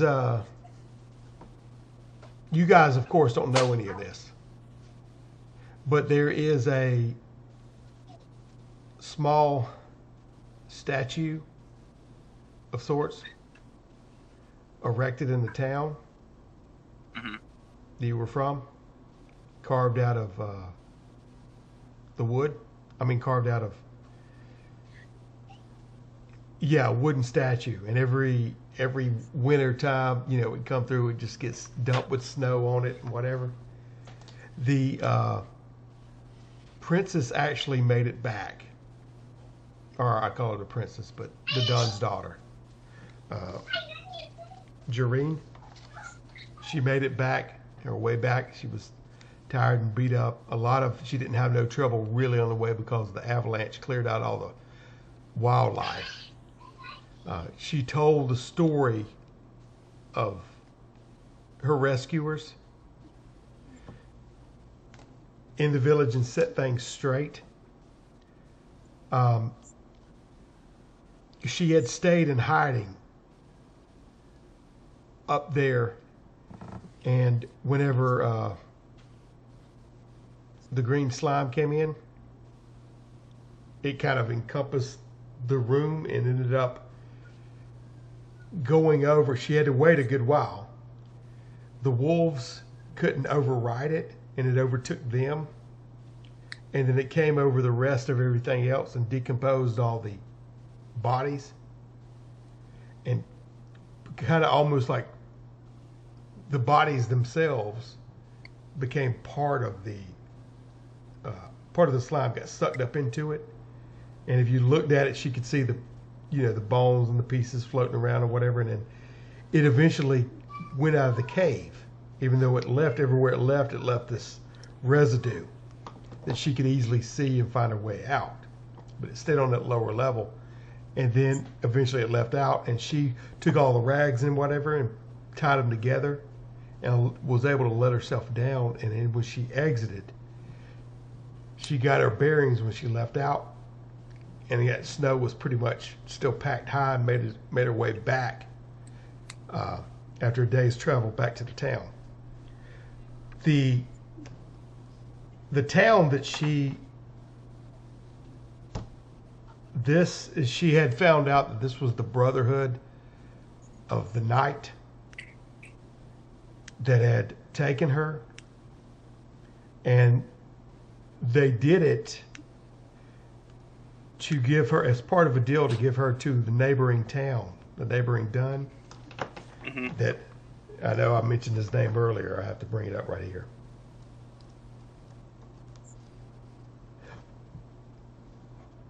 Okay. To Torkelson. Okay, the Dun Torkelson. They were supposed to turn her over to the Dun, and she was supposed to marry him. And he was going to, if she didn't and wouldn't be quiet, he would kill her, and then he would claim that he rescued or got her body at least, because he wanted to take over. He was the one who plotted the murder of her father, and he wanted to take over the region, basically, in that town too. He wanted the people to put him up because that town was more profitable than his, and he could take over both things. But he also had a deal with the Brotherhood of the Night that they would he would let them have that region and the passes and whatever, because they had something going on there. But he didn't really care. He wanted to stay in the lower regions and be over that whole area, basically, both towns. But it was found out. Also, the guy that was running around and claimed that the Dunn had been killed was actually in on it too. No. So he was the one who set it up, who took an injury, and baited y'all into that. Set the whole thing up. Y'all sent out to rescue her, but they would have brought her back dead or alive anyway and claimed the town because that Dunn was dead. So therefore they recognized y'all as, or she recognized y'all as heroes. So anyway, that was it, folks. That's all she wrote. Hope you enjoyed it. And sorry they died, dude. No, hey, it was a fun first game. I had a feeling I was going to die. That's why I started having extra fun with Victor. I was like, screw it, we're going full bananas. I know. I was wondering if y'all was going to push those boulders down on them or not. Damn it, dude. That could have. Well, let's be fair here. Blaine never made it to fuck up because of Victor. Loser. Yeah. No, I can't blame Victor. No, it wasn't really Victor. I mean, I changed that because it wasn't right to say him because it was Blaine's bad role. It was his thing. That's why I changed it to the flames came up the rope. They had been flying and it caused you to let go. Yeah. Because when you roll something like that, it's something has to happen. This negative. Roll epic success, then something does happen really beneficial. I'm still trying to get over Cringer's death. I know. You wake up in the middle of the night, Cringer. That was Victor's fault. We lost a whole member of our party. Yeah, but I mean, Victor didn't do it. All Victor had to do was pick him up and run. Hey, you can run, Victor. When he's not your primary character, you can tell me what he wants to do, and I have to roll to see if he'll do it. According to his morale, because he has a mind of his own. You can handle him to a certain extent. Tell me what he wants to do. If he failed that big time, though. Oh, I know. He dropped him and ran like a sack of potatoes. How many critical fails did we roll in one night? I feel like it was a lot of them. It was a lot of them. We've been playing for almost 4 hours. I feel like we rolled a lot of crits. I feel like we rolled a lot of crits. All right, guys. We'll stop it here as far as the recording, and we'll have this on file to watch later.